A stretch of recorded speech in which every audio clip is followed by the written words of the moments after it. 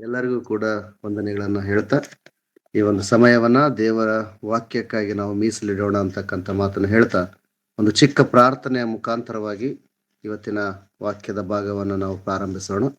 ಎಲ್ಲರೂ ಕಣ್ಮುಚ್ಚಿದ್ದೆ ಆದರೆ ನಾವು ಪ್ರಾರ್ಥನೆ ಮಾಡೋಣ.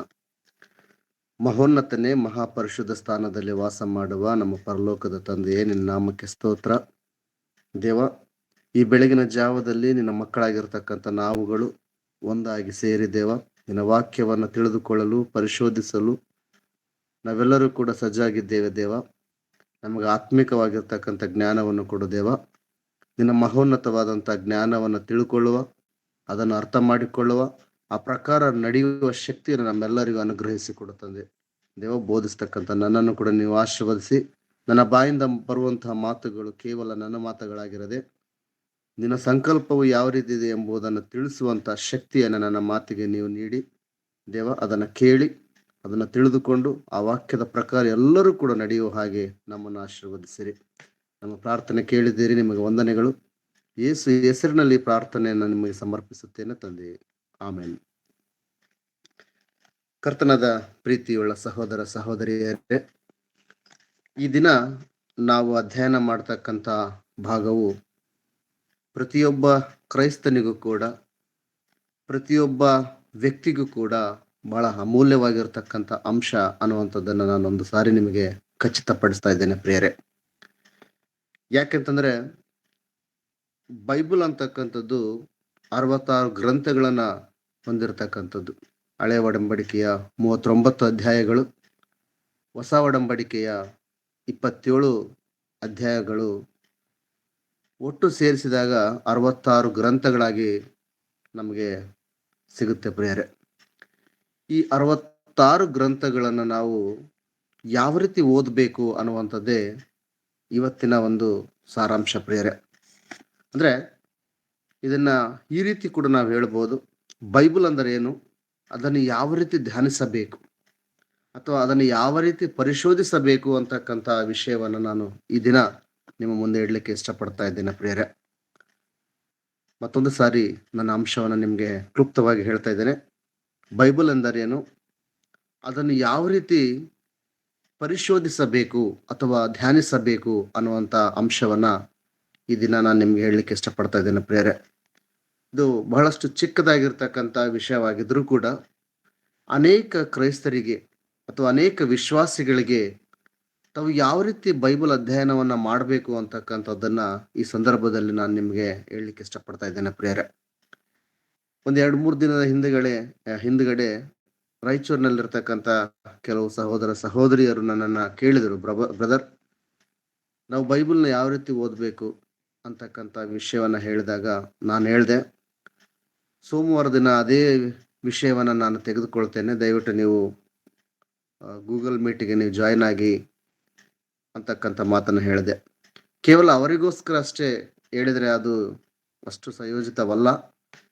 ಅನೇಕ ಸಹೋದರ ಸಹೋದರಿಯರು ದೇವರ ವಾಕ್ಯಕ್ಕೆ ಮುಖ ಮಾಡಿ ದೇವರ ವಾಕ್ಯವನ್ನು ತಿಳಿದುಕೊಂಡು ದೇವರ ಹೆಜ್ಜೆಜಾಡಿನಲ್ಲಿ ನಾವು ಯಾವ ರೀತಿ ನಡಿಬೇಕು ಅಂತಕ್ಕಂಥ ಸಂದೇಹವಿರ್ತಕ್ಕಂಥ ಎಲ್ಲ ಸಹೋದರ ಸಹೋದರರಿಗೋಸ್ಕರ ಈ ಅಂಶವನ್ನ ನಾನು ನಿಮ್ಗೆ ಹೇಳಲಿಕ್ಕೆ ಇಷ್ಟಪಡ್ತಾ ಇದ್ದೇನೆ ಪ್ರಿಯರೇ. ಆದ್ದರಿಂದ ಈ ವಿಷಯವನ್ನ ನಾವು ಬಹುಜಾಗ್ರತೆಯಿಂದ ನಾವು ಗ್ರಹಿಸಿಕೊಂಡಿದ್ದೇ ಆದರೆ ನಮ್ಮ ಆತ್ಮಿಕ ಜೀವನ ಇನ್ನಷ್ಟು ಕೂಡ ಗಟ್ಟಿಗೊಳ್ಳಿಕ್ಕೆ ಸಾಧ್ಯ ಆಗುತ್ತೆ ಅಂತಕ್ಕಂಥ ಒಂದು ಮಾತನ್ನ ಹೇಳ್ತಾ, ಮೊದಲನೇದಾಗಿ ಈ ವಾಕ್ಯದ ಭಾಗಕ್ಕೆ ನಾವು ಬರೋಣ ಪ್ರಿಯರೇ. ಬೈಬಲ್ ಅಂದರೆ ಏನು ಅಂತಕ್ಕಂಥ ವಿಷಯವನ್ನ ನಾವು ಧ್ಯಾನಿಸೋಣ. ಇದನ್ನ ಬೈಬಲ್ ಅಂತಕ್ಕಂಥ ಒಂದು ವರ್ಡ್ನ ಅಂದ್ರೆ ಶಬ್ದವನ್ನ ಆಬ್ರಿವೇಶನ್ ರೂಪದಲ್ಲಿ ನಾವು ನೋಡಿದಾಗ basic instructions before living earth ಅಂತಕ್ಕಂಥದ್ದನ್ನ ಒಬ್ಬ ಪಂಡಿತ ಹೇಳ್ತಾನೆ ಪ್ರಿಯರೇ. ಬೈಬಲ್ BIBLE BIBLE ಅಂತಕ್ಕಂಥ ಈ ಬೈಬಲ್ ಅಂತಕ್ಕಂಥ ವರ್ಡನ್ನ ಬಿ ಅಂದ್ರೆ ಬೇಸಿಕ್, ಐ ಅಂದ್ರೆ ಇನ್ಸ್ಟ್ರಕ್ಷನ್ಸ್, ಬಿ ಅಂದ್ರೆ ಬಿಫೋರ್, ಎಲ್ ಅಂದ್ರೆ ಲಿವಿಂಗ್, ಇ ಅಂದ್ರೆ ಅರ್ತ್. ಅಂದ್ರೆ ಇದರ ಸಂಪೂರ್ಣ ವಾಕ್ಯದ ಭಾಗ ಏನಾಗುತ್ತೆ ಅಂದ್ರೆ basic instructions before living earth ಅನ್ನುವಂತ ಒಂದು ರೀತಿಯಲ್ಲಿ ಒಬ್ಬ ಪಂಡಿತರು ಹೇಳ್ತಾರೆ. ಅಂದ್ರೆ ಇದನ್ನು ನಾವು ಕನ್ನಡಕ್ಕೆ ತರ್ಜುಮೆ ಮಾಡಿದಾಗ ಇದಕ್ಕೆ ಕನ್ನಡ ಈ ಈ ಪದವನ್ನು ನಾವು ಅಥವಾ ಈ ವಾಕ್ಯವನ್ನು ನಾವು ಕನ್ನಡಕ್ಕೆ ನಾವು ಟ್ರಾನ್ಸ್ಲೇಟ್ ಮಾಡಿದಾಗ ಇದು ಏನಾಗುತ್ತೆ ಅಂತಂದ್ರೆ, ಭೂಲೋಕದಿಂದ ಹೊರಡುವ ಮುನ್ನ ಕೊಡಲ್ಪಟ್ಟ ಮೂಲ ಸೂಚನೆಗಳು ಅಂತಕ್ಕಂಥದ್ದನ್ನ ಹೇಳ್ತಂದ್ರೆ, ಈ ಲೋಕದಿಂದ ಹೊರಡುವ ಮುನ್ನ, ಭೂಲೋಕದಿಂದ ಅಂದ್ರೆ ಈ ಲೋಕದಿಂದ ಹೊರಡುವ ಮುನ್ನ ದೇವರು ನಮಗಾಗಿ ಕೊಡುವಂತಹ ಮೂಲ ಸೂಚನೆಗಳ ಪುಸ್ತಕವೇ ಬೈಬಲ್ ಅಂತಕ್ಕಂಥದ್ದನ್ನ ಕನ್ನಡದಲ್ಲಿ ನಾವು ನೋಡ್ಲಿಕ್ಕೆ ಸಾಧ್ಯ ಆಗುತ್ತೆ ಪ್ರಿಯರೇ. ಸೊ ಇದು ಬೇಸಿಕಲಿ ಈ ಬೈಬಲ್ ಅಂತಕ್ಕಂಥ ವರ್ಡ್ ಗ್ರೀಕ್ ಪದದ ಮೂಲ ರೂಪದಿಂದ ಬಂದಿರತಕ್ಕಂಥದ್ದು. ಗ್ರೀಕ್ ಪದದ ಬಿಬಿಲೋಸ್ ಅಂತಕ್ಕಂಥ ಒಂದು ಪದದಿಂದ ಈ ಬೈಬಲ್ ಅಂತಕ್ಕಂಥ ಪದ ಉತ್ಪತ್ತಿಯಾಗಿದೆ ಪ್ರಿಯರೇ. ಸೊ ಬಿಬಿಲೋಸ್ ಅಂದ್ರೆ ಏನು ಅನ್ನುವಂಥದ್ದನ್ನ ನೋಡಿದಾಗ, ಆ ಗ್ರೀಕ್ ಶಬ್ದದಲ್ಲಿ ಬಿಬಿಲೋಸ್ ಅಂದರೆ ಒಂದು ಬುಕ್ ಅಂದ ಅರ್ಥ. ಬಿಬಿಲೋಸ್ ಅಂದ್ರೆ ಏನ್ರಿ? ಬುಕ್. ಸೊ ಎಂಥ ಬುಕ್ ಅಪ್ಪ ಅನ್ನುವಂಥದ್ದನ್ನ ನೋಡಿದಾಗ ಹೋಲಿ ಬುಕ್ ಆಗಿ ಪರಿವರ್ತನೆ ಆಗುತ್ತೆ. ಹೋಲಿ ಬುಕ್ ಅಂತಂದ್ರೆ ಏನು? ಪರಿಶುದ್ಧ ಗ್ರಂಥ, ಪರಿಶುದ್ಧವಾದ ಪುಸ್ತಕ ಅನ್ನುವಂಥ ಅರ್ಥವನ್ನ ತದನಂತರ ನಾವು ಇದನ್ನ ಗ್ರಹಿಸ್ತಾ ಇದ್ದೇವೆ ಪ್ರಿಯರೇ. ಸೊ ಈ ಬುಕ್ ನಲ್ಲಿ ಅಥವಾ ಹೋಲಿ ಬುಕ್ ನಲ್ಲಿ ಏನಿದೆ ಅಂತಂದ್ರೆ, ದೇವರ ಮನಸ್ಸಿದೆ, ದೇವರ ವಾಕ್ಯವಿದೆ, ಅಥವಾ ದೇವರೇ ಸ್ವತಃ ಆ ರೂಪದಲ್ಲಿ ಇದ್ದಾನೆ ಅಂತಕ್ಕಂಥದ್ದನ್ನ ನಾವು ಕ್ರೈಸ್ತರಾದಂಥ ನಾವುಗಳು ವಾಕ್ಯದ ಆಧಾರದ ಮುಖಾರವಾಗಿ ಗ್ರಹಿಸ್ತಾ ಇದ್ದೇವೆ ಪ್ರಿಯರೇ. ಇದಕ್ಕೆ ರೆಫರೆನ್ಸು ಯೋಹಾನನು ಬರೆದ ಸುವಾರ್ತೆ 1ನೇ ಅಧ್ಯಾಯ 1ನೇ ವಚನ. ಸೊ ಬೈಬಲ್ ಅಂತಂತಂದ್ರೆ ಏನು ಅನ್ನುವಂಥದ್ದನ್ನ ಈಗಾಗಲೇ ನಾವು ತಿಳಿಯಪಡಿಸಿದ್ದೀವಿ. ಹೋಲಿ ಬುಕ್ ಅಂತೇಳಿ. ಆ ಹೋಲಿ ಬುಕ್ ನಲ್ಲಿ ಏನಿರುತ್ತೆ ಅಂತಂದ್ರೆ, ದ ಸ್ಕ್ರಿಪ್ಚರ್ಸ್ ಆಫ್ ಗಾಡ್ ಅಂತ ಹೇಳ್ತೀವಿ ನಾವು. ಅಂದ್ರೆ ದೇವರ ವಾಕ್ಯಗಳನ್ನ ಹೊಂದಿರತಕ್ಕಂಥ ಒಂದು ಭಾಗ ಅಥವಾ ಒಂದು ಗ್ರಂಥ ಅನ್ನುವಂಥದ್ದನ್ನು ಹೇಳ್ತೀವಿ. ಸೊ ಆ ಹೋಲಿ ಸ್ಕ್ರಿಪ್ಚರ್ಸ್ ಅಂದ್ರೆ ಏನು ಅನ್ನುವಂಥದ್ದನ್ನ ನೋಡಿದಾಗ, ಯೋಹಾನನು ಬರೆದ ಸುವಾರ್ತೆ 1ನೇ ಅಧ್ಯಾಯ 1ನೇ ವಚನ ಪ್ರಿಯರೇ. ಆದಿಯಲ್ಲಿ ವಾಕ್ಯವಿತ್ತು, ಆ ವಾಕ್ಯವು ದೇವರ ಬಳಿ. ನೋಡಿ, ಬಹಳ ಕ್ಲಿಯರ್ ಆಗಿ ನೋಡಿ, ಆದಿಯಲ್ಲಿ ಅಂತಂದ್ರೆ ಅನೇಕ ಅಂದ್ರೆ ಈ ಜಗತ್ತು ಉತ್ಪತ್ತಿ ಆಗೋದಕ್ಕಿಂತ ಮುಂಚೆ ವಾಕ್ಯವಿತ್ತು. ಆ ವಾಕ್ಯವು ದೇವರ ಬಳಿಯಲ್ಲಿತ್ತು. ಆ ವಾಕ್ಯವು ದೇವರಾಗಿತ್ತು. ಸಾಕು. ಅಂದ್ರೆ ವಾಕ್ಯ ಅಂದ್ರೆ ಏನಪ್ಪಾ ಅಂತಂದ್ರೆ ದೇವರು. ವಾಕ್ಯ ಅಂದ್ರೆ ಏನ್ರಿ? ದೇವರು. ದೇವರ ಬಳಿಯಲ್ಲಿರ್ತಕ್ಕಂಥ ಆ ವಾಕ್ಯವು ಅದು ದೇವರಾಗಿತ್ತು.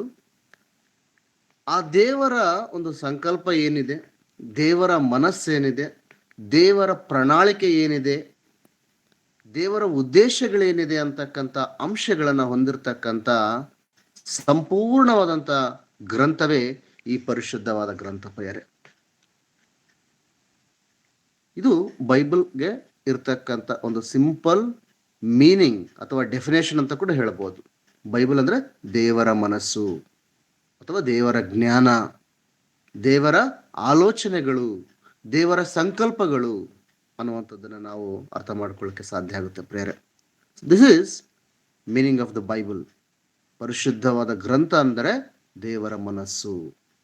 ಸೊ ಈ ಒಂದು ಗ್ರಂಥವನ್ನ ನಾವು ಯಾವ ರೀತಿ ಪರಿಶೋಧನೆ ಮಾಡಬೇಕು, ನಾವು ಯಾವ ರೀತಿ ಇದನ್ನ ಧ್ಯಾನಿಸಬೇಕು ಅಂತಕ್ಕಂಥ ನೆಕ್ಸ್ಟ್ ಅಂಶವನ್ನು ನಾವು ನೋಡಿದ್ದ ಆದರೆ, ಬೈಬಲ್ ನಮಗೆ ಬಹಳಷ್ಟು ಕ್ಲಿಯರ್ ಆಗಿ ಹೇಳುತ್ತೆ ಇದನ್ನು ಯಾವ ರೀತಿ ನಾವು ಆರಾಧನೆ ಮಾಡಬೇಕು, ಇದನ್ನು ಯಾವ ರೀತಿ ಪಠಿಸ್ಬೇಕು, ನಾವು ಯಾವ ರೀತಿ ಇದನ್ನ ಕೈಗೊಂಡು ನಡೆಯಬೇಕು ಅಂತಕ್ಕಂಥದ್ದನ್ನ ಬೈಬಲ್ನಲ್ಲಿರ್ತಕ್ಕಂಥ ಅನೇಕ ದೃಷ್ಟಾಂತವನ್ನ, ಅನೇಕ ಸಂಗತಿಗಳನ್ನ, ಅನೇಕ ವಿಚಾರಗಳನ್ನ ಹೇಳ್ತಾ ಕ್ರೈಸ್ತರಾದಂಥ ಅಥವಾ ಬೈಬಲ್ನ ಓದ್ತಕ್ಕಂಥವ್ರನ್ನ ಎಚ್ಚರಿಸ್ತಾ ಇದೆ ಪ್ರಿಯರೇ.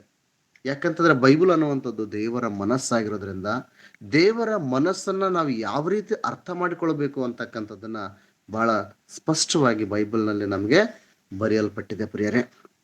ಯಾಕಂತಂದ್ರೆ ದೇವರ ಮನಸ್ಸನ್ನ ದೇವರು ಈ 66 ಗ್ರಂಥಗಳಲ್ಲಿ ಬಿಟ್ಟು ಬೇರೆ ಎಲ್ಲಿನೂ ತೋರಿಸಿಲ್ಲ ಪ್ರಿಯರೇ. ಈ 66 ಗ್ರಂಥಗಳಲ್ಲಿ ಸಂಪೂರ್ಣವಾಗಿರ್ತಕ್ಕಂಥ ದೇವರ ಉದ್ದೇಶಗಳನ್ನ, ದೇವರ ಮನಸ್ಸನ್ನ ತಿಳಿಯಪಡಿಸಿದ ಸಲುವಾಗಿ ಅನೇಕ ಪ್ರವಾದಿಗಳ ಮುಖಾಂತರವಾಗಿ, ಅನೇಕ ಮುಖಾಂತರವಾಗಿ ಅನೇಕ ಸಂಗತಿಗಳನ್ನ ನಮ್ಮೆಲ್ಲರಿಗೂ ಕೂಡ ತಿಳಿಯಪಡಿಸಿದ್ದಾನೆ ಪ್ರಿಯರೇ. ಆ ಸಂಗತಿಗಳನ್ನ ನಾವು ಚೆನ್ನಾಗಿ ಅರ್ಥ ಮಾಡ್ಕೋಬೇಕಾಗಿದೆ ಪ್ರಿಯರೇ.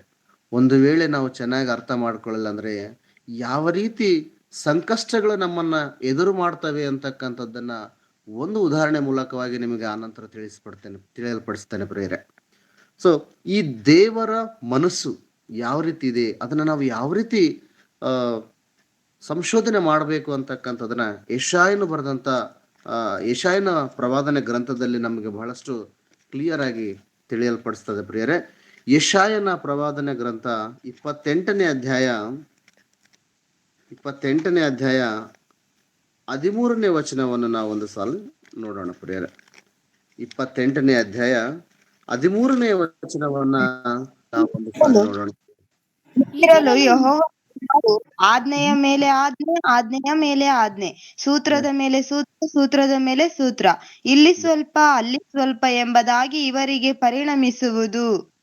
ಎಸ್, ನೋಡಿ ಎಷ್ಟು ಚೆನ್ನಾಗಿ ಇಲ್ಲಿ ಯೆಶಾಯನಾದಂತ ವ್ಯಕ್ತಿ ಅಥವಾ ಯೆಶಾಯನಾದಂತ ಪ್ರವಾದಿ ನಮಗೆ ಹೇಳ್ತಾನಂತಂದ್ರೆ, ಈಗಿರಲು ಯೆಹೋವನ ಮಾತು ಆಜ್ಞೆಯ ಮೇಲೆ ಆಜ್ಞೆ, ಆಜ್ಞೆಯ ಮೇಲೆ ಆಜ್ಞೆ, ಸೂತ್ರದ ಮೇಲೆ ಸೂತ್ರ, ಸೂತ್ರದ ಮೇಲೆ ಸೂತ್ರ, ಇಲ್ಲಿ ಸ್ವಲ್ಪ ಅಲ್ಲಿ ಸ್ವಲ್ಪ ಎಂಬುದಾಗಿ ಇವರಿಗೆ ಪರಿಣಮಿಸುವುದು.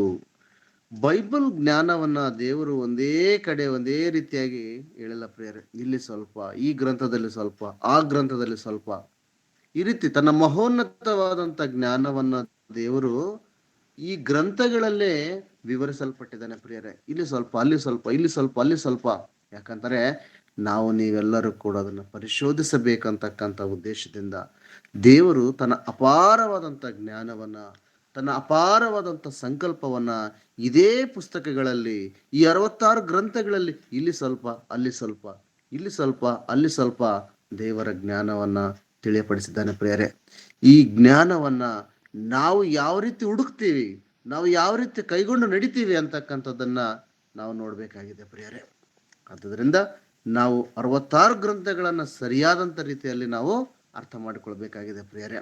ಅದೇ ರೀತಿಯಾಗಿ ಯೆಶಾಯನು ಬರೆದಂತ ಮತ್ತೊಂದು ವಾಕ್ಯವನ್ನ ನಾವು ನೋಡೋಣ ಪ್ರಿಯರೇ. 34ನೇ ಅಧ್ಯಾಯ 16ನೇ ವಚನವನ್ನು ನಾವು ನೋಡೋಣ ಪ್ರಿಯರೇ. 34ನೇ ಅಧ್ಯಾಯ ಹುಡುಕಿ ಓದಿರಿ, ಇವುಗಳಲ್ಲಿ ಯಾವುದು ಇಲ್ಲದಿರದು. ಎಲ್ಲವೂ ಜೊತೆ ಏನ್ ಹೇಳ್ತಾನಂತಂದ್ರೆ, ಅದೇ ಯೆಶಾಯನು ಮತ್ತೆ ಕಂಟಿನ್ಯೂಯೇಷನ್ ಕೊಡ್ತಾನೆ. ಯೆಹೋವನ ಧರ್ಮಶಾಸ್ತ್ರವನ್ನು ಹುಡುಕಿ ಓದಿರಿ. ಯೆಹೋವನ ಶಾಸ್ತ್ರ ಅಂತ ಧರ್ಮಶಾಸ್ತ್ರ, ಯೆಹೋವನ ಕೊಟ್ಟಿರ್ತಕ್ಕಂಥ ಅಥವಾ ಯೆಹೋವನು ನೀಡಿರ್ತಕ್ಕಂಥ ಶಾಸ್ತ್ರ. ಅಂದ್ರೆ ಈ ಧರ್ಮಶಾಸ್ತ್ರವನ್ನ ನಾವು ಯಾವ ರೀತಿ ಓದ್ಬೇಕು ಅಂತಕ್ಕಂಥದ್ದನ್ನ ಇಲ್ಲಿ ಹೇಳ್ತಾ ಇದ್ದಾನೆ ಪ್ರಿಯರೇ. ಹುಡುಕಿ ಓದಿರಿ. ಯೆಹೋವನ ಧರ್ಮಶಾಸ್ತ್ರವನ್ನ ಓದುವಂತ ರೀತಿ ನಿಮ್ಮೆಲ್ಲರದ್ದು ಯಾವ ರೀತಿ ಇರ್ಬೇಕಂತಾರೆ ಅದನ್ನ ಹುಡುಕ್ಬೇಕು ಅಂತ ಹೇಳ್ತಾನೆ. ಇದೇ ತೆಲುಗುನಲ್ಲಿ ಬಹಳ ಸ್ಪಷ್ಟವಾಗಿ ಹೇಳ್ತಾನೆ ಪ್ರಿಯರೇ, ಯೆಹೋವ ಗ್ರಂಥಮನು ಪರಿಶೀಲಿಂచి ಚದುవుకోండి ಅಂತ ಹೇಳ್ತಾನ್ರಿ.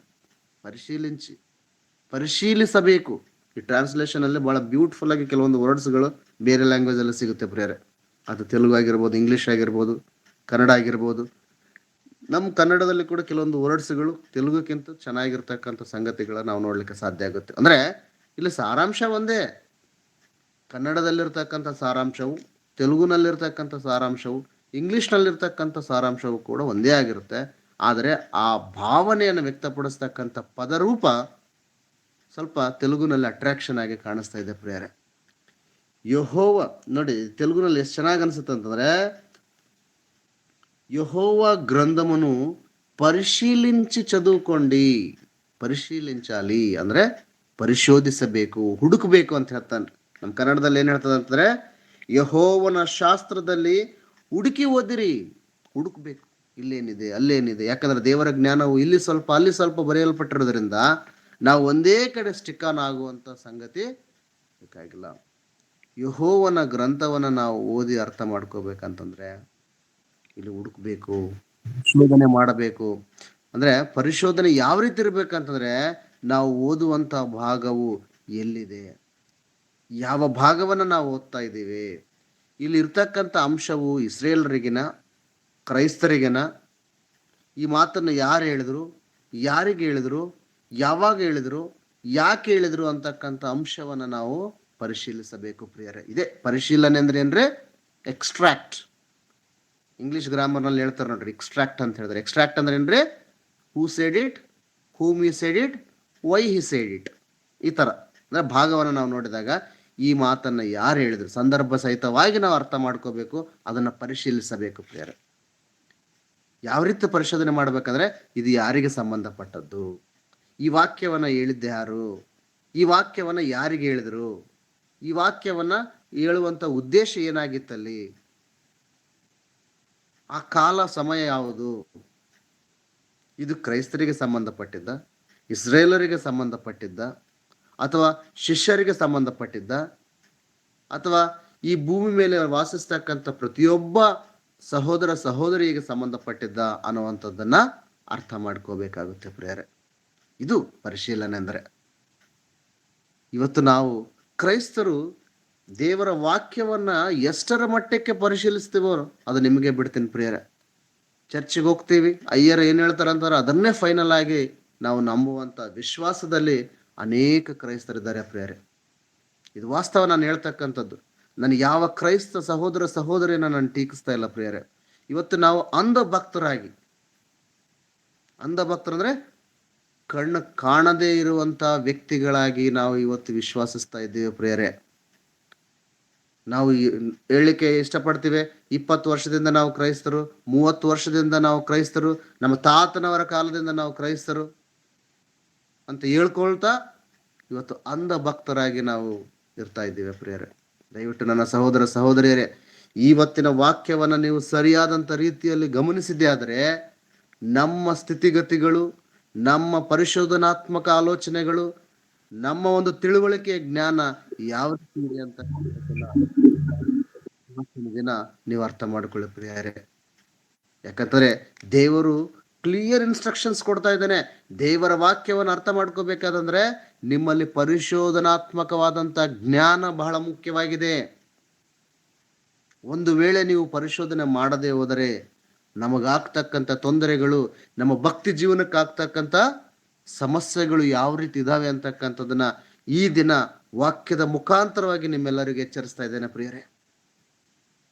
ದೇವರ ವಾಕ್ಯವನ್ನ ಪರಿಶೀಲಿಸಿ ಅಥವಾ ಹುಡುಕಿ ಓದಬೇಕು.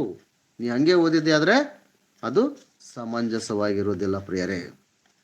ಆ ಕಾರಣದಿಂದಾಗಿ ಮತ್ತೊಂದು ವಾಕ್ಯದ ಮುಖಾಂತರವಾಗಿ ದೇವರ ಜ್ಞಾನವನ್ನ, ದೇವರ ಮಹೋನ್ನತವಾದಂಥ ಸಂಕಲ್ಪವನ್ನ ನಾನು ನಿಮ್ಮ ಮುಂದೆ ಹೇಳಲಿಕ್ಕೆ ಇಷ್ಟಪಡ್ತಿದ್ದೇನೆ ಪ್ರಿಯರೇ. ಅಪೊಸ್ತಲರು ಬರೆದಂತ ಕೃತ್ಯಗಳು 17ನೇ ಅಧ್ಯಾಯ 11ನೇ ವಚನ ಪ್ರಿಯರೇ. ಅಪೊಸ್ತಲರು ಬರೆದಂತ ಕೃತ್ಯಗಳು 17ನೇ ಅಧ್ಯಾಯ 11ನೇ ವಚನ ಪ್ರಿಯರೇ. ಆ ಸಭೆಯವರು ಥೆಸಲೋನಿಕದವರಿಗಿಂತ ಸದ್ಗುಣವುಳ್ಳವರಾಗಿದ್ದು ದೇವರ ವಾಕ್ಯವನ್ನು ಶುದ್ಧ ಮನಸ್ಸಿನಿಂದ ಅಂಗೀಕರಿಸಿ ಇವರು ಹೇಳುವ ಮಾತು ಹೌದೋ ಏನೋ ಎಂಬ ವಿಷಯದಲ್ಲಿ ಪ್ರತಿ ದಿನ ಶಾಸ್ತ್ರ ಗ್ರಂಥಗಳನ್ನು ಶೋಧಿಸುತ್ತಿದ್ದರು. ಇಲ್ಲಿ ಇತಿಹಾಸ ಹೇಳ್ತೀನಿ ನಿಮ್ಗೆ. ಇಲ್ಲಿ ಪೌಲನು ಒಂದು ಸಭೆಗೆ ಸುವಾರ್ತೆಯನ್ನು ಸಾರ್ಲಿಕ್ಕೆ ಹೋಗಿರ್ತಾನೆ ಪ್ರಿಯರೇ. ಅದ್ಯಾವ್ದಂದ್ರೆ ಬೆರೋಯ ಅಂತಕ್ಕಂಥ ಊರದು.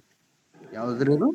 ಬೆರೋಯ ಅಂತಕ್ಕಂಥ ಊರಿನಲ್ಲಿ ಜನ ದೇವರ ವಾಕ್ಯವನ್ನ ಯಾವ ರೀತಿ ಕೇಳ್ತಾ ಇದ್ರು, ಯಾವ ರೀತಿ ಪರಿಶೀಲಿಸ್ತಿದ್ರು ಅಂತಕ್ಕಂಥ ಒಂದು ದೃಷ್ಟಾಂತವನ್ನ ಇಲ್ಲಿ ಹೇಳ್ತಾನೆ ಪ್ರಿಯರೇ. ಕೂಡಲೇ ಸಹೋದರರು ರಾತ್ರಿಯಲ್ಲಿ ಪೌಲ ಸೀಲರನ್ನ ಬೆರೋಯಕ್ಕೆ ಕಳಿಸಿ ಬಿಟ್ಟರು.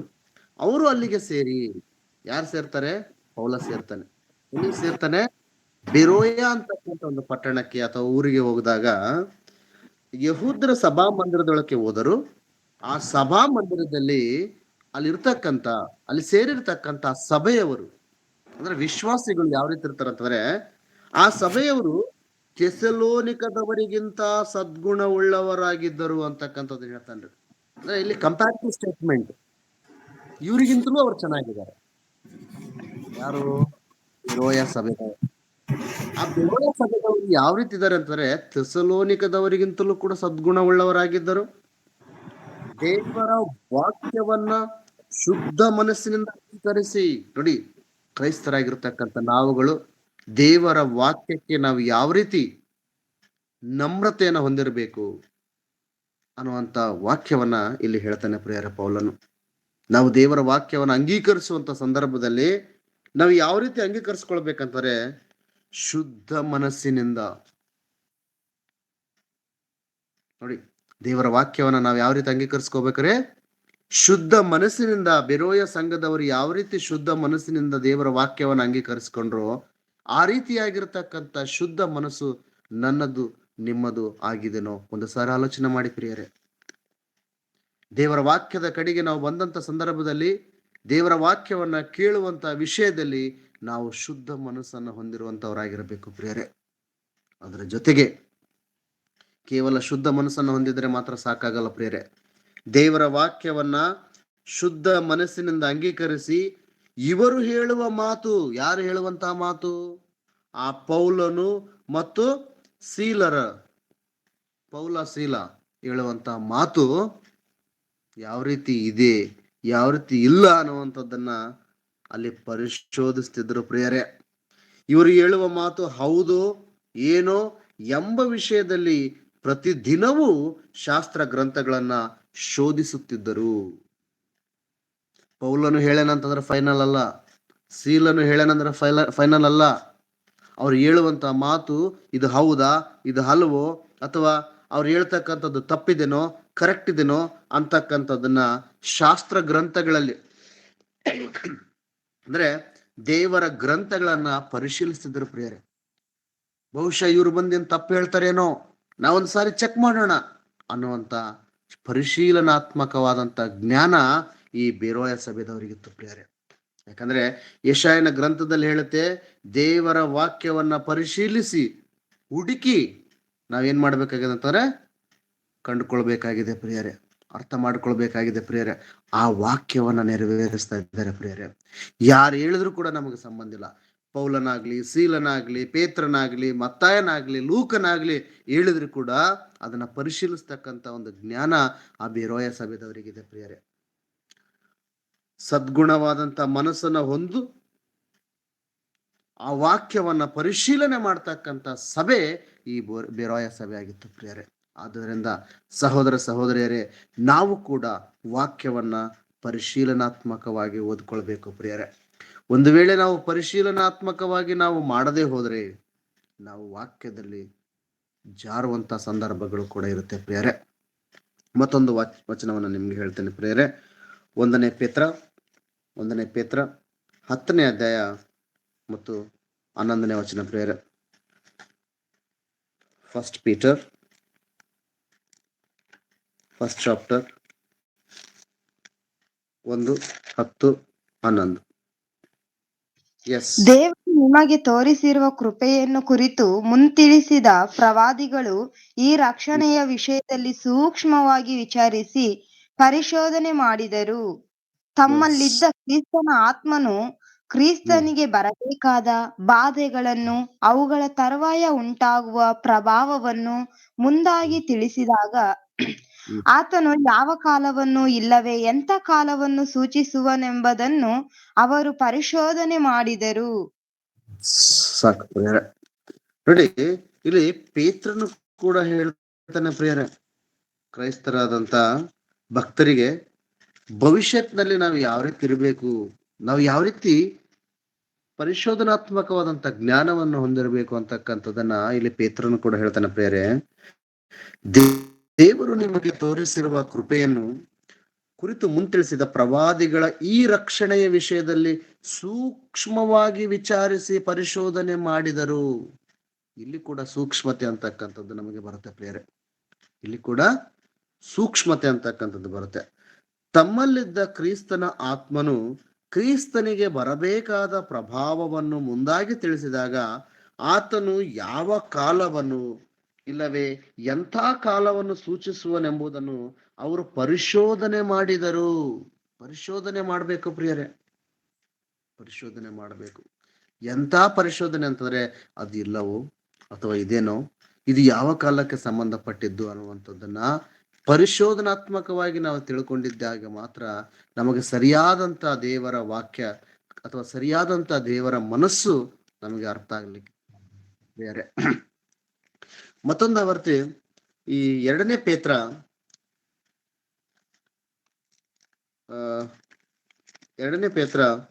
3ನೇ ಅಧ್ಯಾಯ 3ನೇ ಅಧ್ಯಾಯ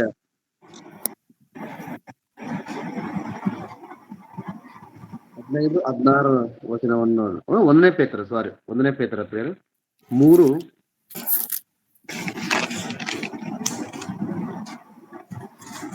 15-16. ಅವರ ಬೆದರಿಸುವಿಕೆಗೆ ಹೆದರದೆ ಕಳವಳ ಪಡದೆ ಕ್ರಿಸ್ತನನ್ನು ಕರ್ತನೆಂದು ನಿಮ್ಮ ಹೃದಯಗಳಲ್ಲಿ ಪ್ರತಿಷ್ಠೆ ಪಡಿಸಿರಿ. ನಿಮ್ಮಲ್ಲಿರುವ ಸಾರಿ, ನಿರೀಕ್ಷೆಗೆ 3ನೇ ಅಧ್ಯಾಯ 15-16 ವಚನದವರೆಗೆ ಪ್ರಿಯರೇ. 2ನೇ ಪೇತ್ರ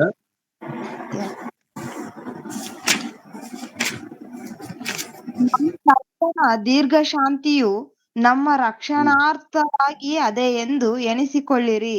ಇದೇ ಅಭಿಪ್ರಾಯಕ್ಕೆ ಸರಿಯಾಗಿ ನಮ್ಮ ಪ್ರಿಯ ಸಹೋದರನಾದ ಪೌಲನು ಸಹ ತನಗೆ ಅನುಗ್ರಹಿಸಿರುವ ಜ್ಞಾನದ ಪ್ರಕಾರ ನಿಮಗೆ ಬರೆದನು.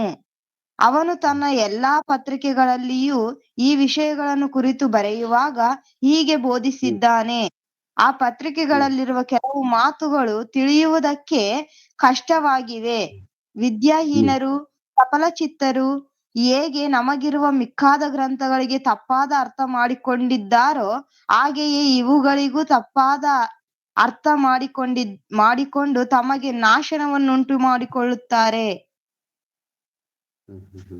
ನೋಡಿ, ಇಲ್ಲಿ 15 ಮತ್ತು 16ನೇ ವಚನವನ್ನ ನೋಡಿದಾಗ ಪೇತ್ರನು ಯಾವ ರೀತಿ ಎಚ್ಚರಿಸ್ತಾ ಇದ್ದಾನೆ ತಿಳ್ಕೊಳ್ಳುವಂತ ವಿಷಯದಲ್ಲಿ ಅನ್ನುವಂಥದ್ದನ್ನ ಬಹಳ ಸ್ಪಷ್ಟವಾಗಿ ಹೇಳ್ತಾನೆ ಪ್ರಿಯರ. ನಮ್ಮ ಕರ್ತನ ದೀರ್ಘ ಶಾಂತಿಯು ನಮ್ಮ ರಕ್ಷಣಾರ್ಥವಾಗಿ ಅದೇ ಎಂದು ಎಣಿಸಿಕೊಳ್ಳಿರಿ. ಇದೇ ಅಭಿಪ್ರಾಯಕ್ಕೆ ಸರಿಯಾಗಿ ನಮ್ಮ ಪ್ರಿಯ ಸಹೋದರನಾದ ಪೌಲನು ಸಹ ತನಗೆ ಅನುಗ್ರಹಿಸಿರುವ ಜ್ಞಾನದ ಪ್ರಕಾರ ನಿಮಗೆ ಬರೆದನು. ಅವನು ತನ್ನ ಎಲ್ಲಾ ಪತ್ರಿಕೆಗಳಲ್ಲಿಯೂ, ಅಂದ್ರೆ ಪೌಲನು ಬರೆದಿರ್ತಕ್ಕಂಥ ಎಲ್ಲಾ ಪತ್ರಿಕೆಗಳಲ್ಲಿಯೂ ಈ ವಿಷಯಗಳನ್ನು ಕುರಿತು ಬರೆಯುವಾಗ ಹೀಗೆ ಬೋಧಿಸಿದ್ದಾನೆ. ಪೌಲನು ಈ ರೀತಿ ಬೋಧಿಸ್ತಾನ್ರಿ. ಏನಂತ ಬೋಧಿಸ್ತಾನಂತಂದ್ರೆ, ಆ ಪತ್ರಿಕೆಗಳಲ್ಲಿರುವ ಕೆಲವು ಮಾತುಗಳು ತಿಳಿಯುವುದಕ್ಕೆ ಕಷ್ಟವಾಗಿದೆ. ಪೌಲನು ಹೇಳಿರ್ತಕ್ಕಂಥ ಸಂಗತಿಗಳು ಅಥವಾ ಪೌಲನು ಬೋಧಿಸಿರ್ತಕ್ಕಂಥ ವಿಷಯಗಳು ಕೆಲವೊಂದು ಬಹಳ ಕಷ್ಟವಾಗಿದ್ದಾವೆ.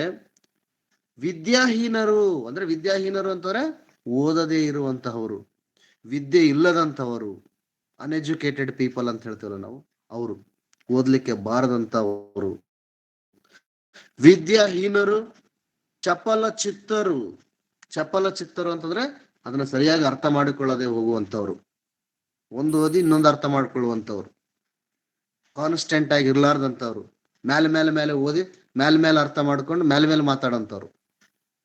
ಅಂಡರ್ಸ್ಟ್ಯಾಂಡ್? ವಿದ್ಯಾಹೀನರು, ಚಪಲ ಚಿತ್ತರು ಹೇಗೆ ನಮಗಿರುವ ಮಿಕ್ಕಾದ ಗ್ರಂಥಗಳಿಗೆ ತಪ್ಪಾದ ಅರ್ಥ ಮಾಡಿಕೊಂಡಿದ್ದಾರೋ ಹಾಗೆ ಇವುಗಳಿಗೂ ತಪ್ಪಾದ ಅರ್ಥ ಮಾಡಿಕೊಂಡು ತಮಗೆ ನಾಶನವನ್ನುಂಟು ಮಾಡಿಕೊಳ್ಳುತ್ತಾರೆ. ಒಂದು ವೇಳೆ ನೀವು ಬೇರೆ ಗ್ರಂಥಗಳನ್ನ ಅರ್ಥ ಮಾಡಿಕೊಂಡಂತ ರೀತಿಯಲ್ಲಿ ಅಥವಾ ಬೇರೆ ಗ್ರಂಥಗಳನ್ನ ಮೇಲೆ ಅರ್ಥ ಮಾಡಿಕೊಂಡಂತ ರೀತಿಯಲ್ಲಿ ಸರಿಯಾದಂತ ಗ್ರಹಿಕೆಯನ್ನ ಹೊಂದದೆ ಹೋಗಿದ್ದೇ ಆದರೆ ನಮ್ಮ ಮೇಲೆ ನಾಶನ ಉಂಟಾಗುತ್ತದೆ ಅಂತಕ್ಕಂಥ ಎಚ್ಚರಿಕೆಯನ್ನು ಕೊಡ್ತಾನೆ ಪ್ರಿಯರೇ. ಪೌಲನು ಹೇಳ್ತಕ್ಕಂಥ ಈ ವಿಷಯವನ್ನ ಸೂಕ್ಷ್ಮವಾಗಿ ಗಮನಿಸಿದಾಗ ಪ್ರಿಯರೇ, ಅನೇಕ ಕ್ರೈಸ್ತರು ಇವತ್ತು ಕೂಡ ನಮ್ಮಲ್ಲಿದ್ದಾರೆ ಪ್ರಿಯರೇ. ಅವ್ರು ಎಂತವ್ರಿದ್ದಾರೆ ಅಂದ್ರೆ ಓದಿದ್ರು ಕೂಡ ಓದದೇ ಇರುವಂತಹ ರೀತಿಯಲ್ಲಿದ್ದಾರೆ ಪ್ರಿಯರೇ, ಅಜ್ಞಾನಿಗಳಾಗಿದ್ದಾರೆ ಪ್ರಿಯರೇ, ಚಪಲ ಚಿತ್ತರಾಗಿದ್ದಾರೆ ಪ್ರಿಯರೇ. ಓದಿದ್ದನ್ನ ಸರಿಯಾಗಿ ಅರ್ಥ ಮಾಡಿಕೊಳ್ಳದೆ ಅರ್ಥ ಮಾಡಿಕೊಂಡಿರ್ತಕ್ಕಂಥದ್ದು ಅಪಾರ್ಥ ಮಾಡಿಕೊಳ್ಳುವಂತಹ ಸಂಗತಿಗಳನ್ನು ಅನೇಕ ಸಂದರ್ಭದಲ್ಲಿ ನಾವು ನೋಡ್ತಾ ಇದ್ದೇವೆ ಪ್ರಿಯರೇ. ಕ್ರೈಸ್ತರಿಗೆ ಬೋಧನೆ ಮಾಡ್ತಕ್ಕಂಥ ಬೋಧಕರು ಕೂಡ ಅನೇಕ ಸಂಗತಿಗಳನ್ನ ತಪ್ಪಾಗಿ ಅರ್ಥ ಮಾಡ್ಕೊಂಡಿರ್ತಕ್ಕಂಥ ಪ್ರಸಂಗಗಳು ಅನೇಕ ವಿಷಯಗಳಿದಾವೆ ಪ್ರಿಯರೇ. ನಾನು ಆ ವಿಷಯಗಳನ್ನ ಹೇಳ್ತಾ ಹೋದ್ರೆ ಸುಮಾರು ಎಕ್ಸಾಂಪಲ್ಸ್ ಗಳನ್ನ ನಾನು ನಿಮಗೆ ಕೊಡ್ಬೋದು ಪ್ರಿಯರೇ. ಆದ್ರೆ ನಮಗೆ ಸಮಯವು ಬಹಳ ಕಡಿಮೆ ಇರೋದ್ರಿಂದ ಇರುವಂತ ಕ್ಲುಪ್ತವಾದಂತ ಸಮಯದಲ್ಲಿ ನನ್ನ ವಿಷಯವನ್ನ ನಿಮಗೆ ಗ್ರಹಿಕೆ ಮಾಡಿಕೊಳ್ಳಿಕ್ಕೆ ಪ್ರಯತ್ನ ಪಡ್ತಾ ಇದ್ದೇನೆ ಪ್ರಿಯರೇ. ಯಾವ ರೀತಿ ನಮ್ಮ ಕ್ರೈಸ್ತರು ಕೆಲವೊಂದು ಸಂಗತಿಗಳನ್ನ ಅಪಾರ್ಥವನ್ನಾಗಿ ಮಾಡಿಕೊಂಡಿದ್ದಾರೆ ಅಂತಕ್ಕಂಥದ್ದನ್ನ ಒಂದು ಉದಾಹರಣೆ ನಿಮ್ಗೆ ಕೊಡ್ತೇನೆ ಪ್ರಿಯರೇ. ಸೌತ್ ಆಫ್ರಿಕಾ ದೇಶಕ್ಕೆ ಸಂಬಂಧಪಟ್ಟಿರ್ತಕ್ಕಂಥ ಒಬ್ಬ ಇಸ್ಲಾಮಿಕ್ ಪ್ರೊಫೆಟ್, ಅಂದ್ರೆ ಒಬ್ಬ ಇಸ್ಲಾಮಿಕ್ ಅಂದ್ರೆ ಮುಸ್ಲಿಮರ ಪ್ರವಾದಿ ಅಥವಾ ಆತನೊಬ್ಬ ಮುಸ್ಲಿಮರ ಪಾಸ್ಟರ್ ಅಂತ ಹೇಳ್ಬೋದು. ನಾವು ಹೆಂಗೆ ಕ್ರೈಸ್ತರಲ್ಲಿ ನಾವು ಪಾಸ್ಟರ್ ಅಂತ ಹೇಳ್ತೀವೋ ಆ ರೀತಿ ಮುಸ್ಲಿಂ ಧರ್ಮವನ್ನ ಕೂಡ ಬೋಧನೆ ಮಾಡ್ತಕ್ಕಂಥ ಒಬ್ಬ ವ್ಯಕ್ತಿ, ಅಹಮದ್ ದೀದತ್ ಅಂತಕ್ಕಂಥ ಒಬ್ಬ ವ್ಯಕ್ತಿ ಇದ್ದಾನೆ ಪ್ರಿಯರೇ. ಆ ವ್ಯಕ್ತಿ ತಾನು ಬೋಧನೆಯನ್ನ ಮಾಡ್ತಾ ಆತನಿಗೆ ಕ್ರೈಸ್ತರ ಮೇಲೆ ಕೌಂಟರ್ ಕೊಡ್ತಕ್ಕಂಥದ್ದು ಬಹಳ ವಿಷಯದಲ್ಲಿ ನಾವು ನೋಡ್ಲಿಕ್ಕೆ ಸಾಧ್ಯ ಆಗುತ್ತೆ ಪ್ರಿಯರೇ. ಆತ ಹೇಳ್ತಾನೆ, ಬೈಬಲ್ ಬಹಳಷ್ಟು ತಪ್ಪುಗಳಿಂದ ಕೂಡಿರ್ತಕ್ಕಂಥ ಗ್ರಂಥ ಆಗಿದೆ. ಆ ಗ್ರಂಥವನ್ನು ನಾನು ಕೇವಲ 10 ನಿಮಿಷದಲ್ಲಿ ತಪ್ಪು ಅನ್ನುವಂಥದ್ದನ್ನ ಪ್ರೂವ್ ಮಾಡ್ತೀನಿ. ಬೈಬಲ್ ದೇವರ ಗ್ರಂಥವಲ್ಲ, ಅದು ಮನುಷ್ಯರಿಂದ ನಿರ್ಮಿಸಲ್ಪಟ್ಟಿರ್ತಕ್ಕಂಥ ಗ್ರಂಥ. ಯಾಕಂದ್ರೆ ಬೈಬಲ್ನಲ್ಲಿ ಅನೇಕ ಸಂಗತಿಗಳು ತಪ್ಪಾಗಿದ್ದಾವೆ, ಅದನ್ನ ವಕ್ರೀಕರಿಸಿದ್ದಾರೆ. ನಾನು 10 ನಿಮಿಷದಲ್ಲಿ ಬೈಬಲ್ ತಪ್ಪು ಅಂತಕ್ಕಂಥದ್ದನ್ನ ನಾನು ಸವಾಲಾಗಿ ಹೇಳ್ತೀನಿ ಅನ್ನುವಂಥ ವಿಷಯಗಳನ್ನ ಅನೇಕ ಸಂದರ್ಭದಲ್ಲಿ ಹೇಳಿದನ ಪ್ರಿಯರೇ. ಅದಕ್ಕ ಒಂದು ಎಕ್ಸಾಂಪಲ್ ನ ಆತ ಹೇಳ್ತಾನೆ ಪ್ರಿಯರೇ. ಅದು ಎಂತ ಎಕ್ಸಾಂಪಲ್ ಅಂತಾರೆ, ಮಾರ್ಕನು ಬರೆದಂತ ಸುವಾರ್ತೆ 16ನೇ ಅಧ್ಯಾಯ, ಮಾರ್ಕನು ಬರೆದಂತ ಸುವಾರ್ತೆ 16ನೇ ಅಧ್ಯಾಯ ಕಡೆ ವಚನಗಳನ್ನು ನಾವು ನೋಡಿದಾಗ ಪ್ರಿಯರೇ, ಇದಲ್ಲದೆ ಸುವಾರ್ತೆ ಇದಲ್ಲದೆ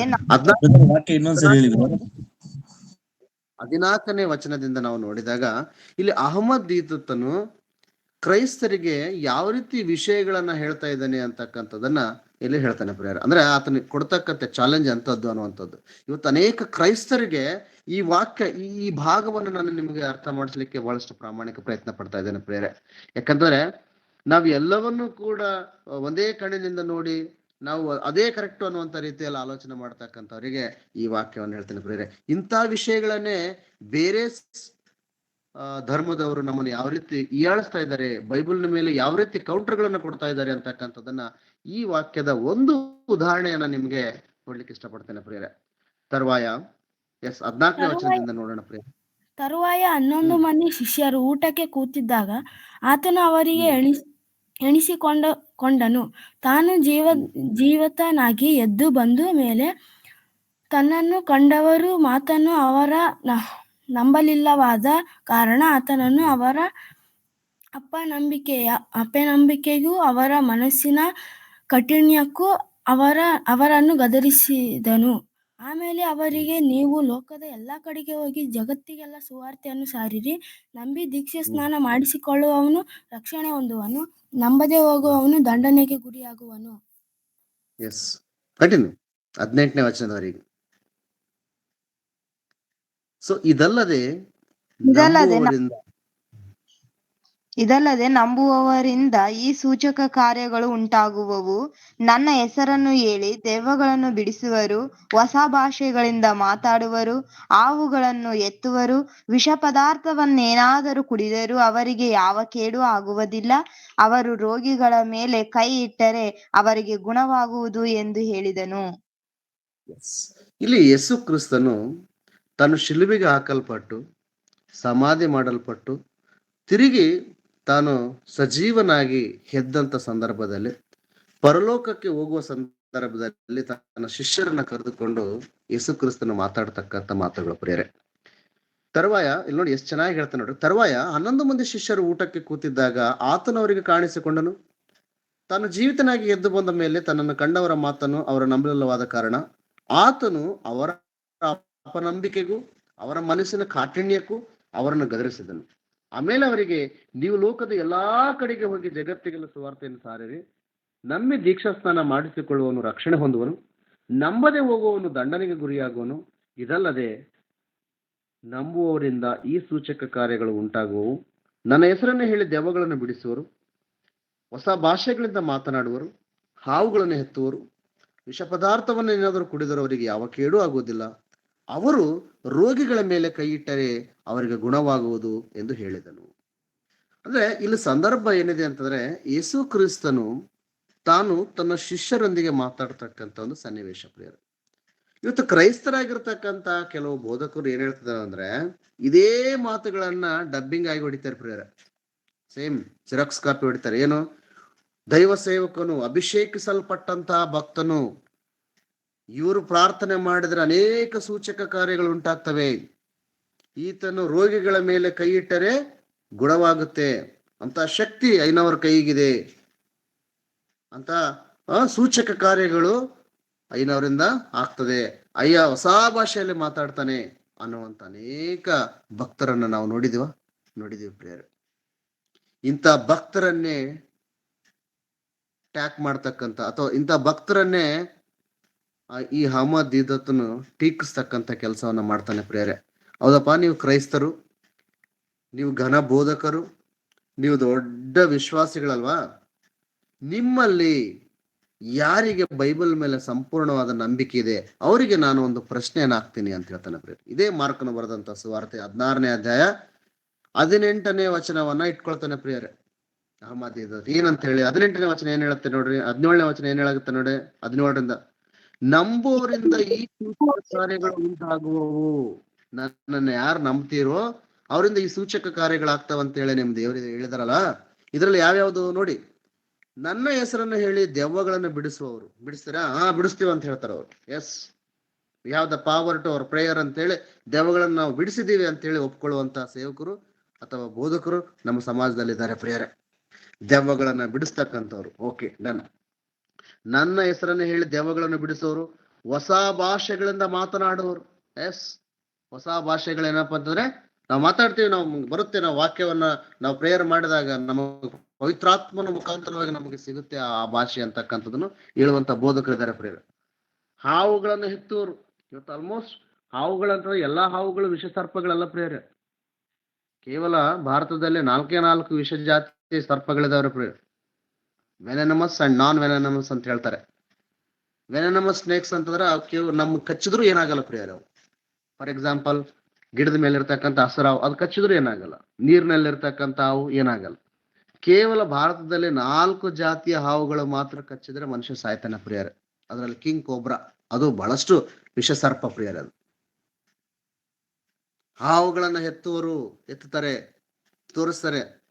ಸಾವು ಬರಲಾರದಂತ ಹಾವುಗಳನ್ನ ತಂದು ಎತ್ತುವಂತ ಒಂದು ಸಂಗತಿಗಳನ್ನ ನಮ್ಮ ಸೇವಕರೇನು ಕಡಿಮೆ ಇಲ್ಲ. ಅನೇಕ ಮ್ಯಾಜಿಕ್ ಗಳನ್ನ ತೋರಿಸಿದ್ದಾರೆ. ಎಸ್, ಹೊಸ ಭಾಷೆಗಳಿಂದ ಮಾತನಾಡುವರು, ಹಾವುಗಳನ್ನು ಎತ್ತುವರು, ವಿಷ ಪದಾರ್ಥವನ್ನೇನಾದರೂ ಕುಡಿದರೂ ಅವರಿಗೆ ಯಾವ ಕೇಡು ಆಗುವುದಿಲ್ಲ. ಯಾರಿಗೆ ವಿಶ್ವಾಸ ಇದೆ, ಯಾರ ನಂಬಿಕೆ ಇದೆ, ಅವ್ರ ವಿಶ್ವಾಸದಿಂದ ಇರ್ತಕ್ಕಂಥ ಪಾದ್ರಿಗಳು ವಿಷ ಪದಾರ್ಥವನ್ನು ಕುಡಿದ್ರು ಕೂಡ ಅವ್ರಿಗೆ ಏನಾಗಲ್ಲ. ಅವ್ರ ರೋಗಿಗಳ ಮೇಲೆ ಕೈ ಇಟ್ಟರೆ ಅವ್ರಿಗೆ ಗುಣವಾಗೋದು. ಎಸ್, ಅನೇಕ ಭಕ್ತರನ್ನ ನಾವು ನೋಡ್ಲಿಕ್ಕೆ ಸಾಧ್ಯ ಆಗುತ್ತೆ, ರೋಗಿಗಳಿಗೋಸ್ಕರ ಪ್ರಾರ್ಥನೆ ಮಾಡ್ತಕ್ಕಂಥವ್ರು. ಇವೆಲ್ಲ ಓಕೆ ರೀ, ನಾನ್ ಕೊಡ್ತಕ್ಕಂಥದ್ದು ಒಂದೇ ಒಂದು ಅಂತ ಹೇಳಿ ಅಹಮದ್ ದೀದತ್ ಹೇಳ್ತಾನೆ. ವಿಷ ಪದಾರ್ಥವನ್ನ ಏನಾದ್ರೂ ಕುಡಿದರೆ ಏನೂ ಆಗಲ್ಲ ಅಂತ ಹೇಳ್ತದಲ್ಲ ನಿಮ್ಮ ಬೈಬಲು.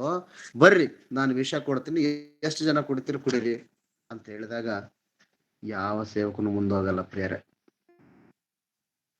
ವಲ್ಯ ಅನ್ನುವಂತ ಒಂದು ಮಾತನ್ನ ಅನೇಕ ಸಂದರ್ಭದಲ್ಲಿ ಆತ ರುಜುವಾತು ಮಾಡಿದ್ದಾನೆ ಪ್ರಿಯರೇ. ಅಂದ್ರೆ ಇದೊಂದು ಮಾತನ್ನ ಹೇಳಿ ಆತ ಬೈಬಲ್ ತಪ್ಪು ಅಂತ ಹೇಳ್ತಾನೆ ಪ್ರಿಯರೇ. ವಿಷ ಪದಾರ್ಥವನ್ನ ಏನಾದ್ರೂ ಕುಡಿದರೆ ಏನೂ ಆಗಲ್ಲ ಅಂತ ಹೇಳಿ ನೀವು ಅಂತೀರಲ್ಲ, ಬೈಬಲ್ ನಲ್ಲಿ ಇದೆಯಲ್ಲ.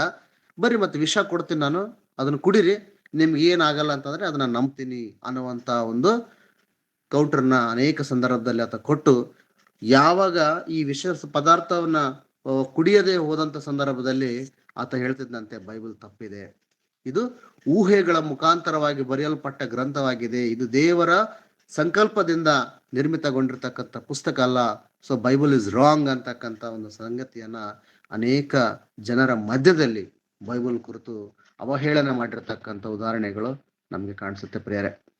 ಆದ್ರೆ ನಿಜವಾಗಲೂ ಕೂಡ ಈ ವಾಕ್ಯವನ್ನ ನಾವು ನೋಡಿದಾಗ ಅಥವಾ ಈ ವಾಕ್ಯವನ್ನು ನಾವು ಗಮನಿಸಿದಾಗ ಬೈಬಲ್ ನಲ್ಲಿರ್ತಕ್ಕಂಥ ಪ್ರತಿ ಮಾತು ಕೂಡ ಸತ್ಯದಿಂದ ಕೂಡಿರ್ತಕ್ಕಂಥದ್ದು ಪ್ರಿಯರೇ.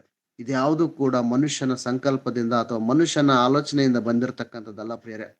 ಸ್ವತಃ ದೇವರ ಮನಸ್ಸಿನಿಂದ ಪ್ರವಾದಿಗಳ ಮುಖಾಂತರವಾಗಿ ಇಲ್ಲಿ ಸ್ವಲ್ಪ ಅಲ್ಲಿ ಸ್ವಲ್ಪ ಬರೆಸಲ್ಪಟ್ಟಿರೋದ್ರಿಂದ ನಾವು ಈ ವಿಷಯವನ್ನ ನಾವು ಬಹು ಜಾಗೃತಿಯಿಂದ ಆಲೋಚನೆ ಮಾಡಿದಾಗ ವಿಷ ಪದಾರ್ಥವನ್ನೇನಾದ್ರೂ ಕುಡಿದ್ರೆ ಏನಾಗಲ್ವಾ ಅನ್ನುವಂತ ವಿಷಯವನ್ನ ನಾವು ಆಲೋಚನೆ ಮಾಡಿದಾಗ ಎಸ್, ಅದು ಸತ್ಯ ಇದೆ. ಆದರೆ ಅದು ನನಗೋಸ್ಕರ ನಿನಗೋಸ್ಕರ ಇರ್ತಕ್ಕಂಥ ಶಕ್ತಿ ಅಲ್ಲ ಪ್ರಿಯರೇ. ಈ ಸಂದರ್ಭವನ್ನ ನೀವು ನೋಡಿ, ಯೇಸು ಕ್ರಿಸ್ತನು ಯಾರಿಗೆ ಹೇಳಿದ, ಯಾವಾಗ ಹೇಳಿದ ಅನ್ನುವಂಥದ್ದನ್ನ ನಾವು ಗಮನಿಸಿದಾಗ, ಯೇಸು ಕ್ರಿಸ್ತನು ಈ ಲೋಕದಿಂದ ಪರಲೋಕಕ್ಕೆ ಆರೋಹಣ ಆಗುವಂತ ಸಂದರ್ಭದಲ್ಲಿ ಅಲ್ಲಿ ಸೇರಿರ್ತಕ್ಕಂಥ ಕ್ರೈಸ್ತರಿಗೆ ಮಾತ್ರ ಈ ಸಂಗತಿಯನ್ನು ಹೇಳ್ತಾನೆ ಪ್ರಿಯರೇ. ಯಾರಿಗೆ? ಸಾರಿ, ಅಪೋಸ್ತಲರಿಗೆ ಮಾತ್ರ ಈ ವಿಷಯವನ್ನ ಯಾರಿಗೆ ಹೇಳ್ತಾನೆ ಪ್ರಿಯರೇ? ತನ್ನ ಶಿಷ್ಯರಿಗೆ 11 ಮಂದಿ ಶಿಷ್ಯರಿಗೆ ಊಟಕ್ಕೆ ಕೂತಿರುವಂತ ಸಂದರ್ಭದಲ್ಲಿ ಅವ್ರಿಗೆ ಹೇಳ್ತಾನೆ, ನೀವು ಲೋಕದ ಕಟ್ಟ ಕಡೆಗೆ ಹೋಗಿ ಸುವಾರ್ತೆಯನ್ನು ಸಾರಿರಿ, ನನ್ನನ್ನು ನಂಬಿ ದೀಕ್ಷಾ ಸ್ನಾನ ಮಾಡಿಸಿಕೊಂಡವರಿಗೆ ಈ ಸೂಚಕ ಕಾರ್ಯಗಳು ಆಗುತ್ತೆ ಅಂತಕ್ಕಂಥದ್ದು ಹೇಳ್ತಾನ್ರಿ. ಆಮೇಲೆ ಅವ್ರಿಗೆ, ನೀವು ಲೋಕದ ಎಲ್ಲಾ ಕಡೆಗೆ ಹೋಗಿ ಜಗತ್ತಿಗೆಲ್ಲ ಸುವಾರ್ತೆಯನ್ನು ಸಾರಿರಿ, ನಂಬಿ ದೀಕ್ಷಾ ಸ್ನಾನ ಮಾಡಿಸಿಕೊಳ್ಳುವವನು ರಕ್ಷಣೆ ಹೊಂದುವನು, ನಂಬದೆ ಹೋಗುವವನು ದಂಡನೆಗೆ ಗುರಿಯಾಗುವನು. ಇದಲ್ಲದೆ ನಂಬುವವರಿಂದ ಈ ಸೂಚಕ ಕಾರ್ಯಗಳು ಉಂಟಾಗುವವು. ಈ ಸೂಚಕ ಕಾರ್ಯಗಳು ಯಾರಿಗೆ?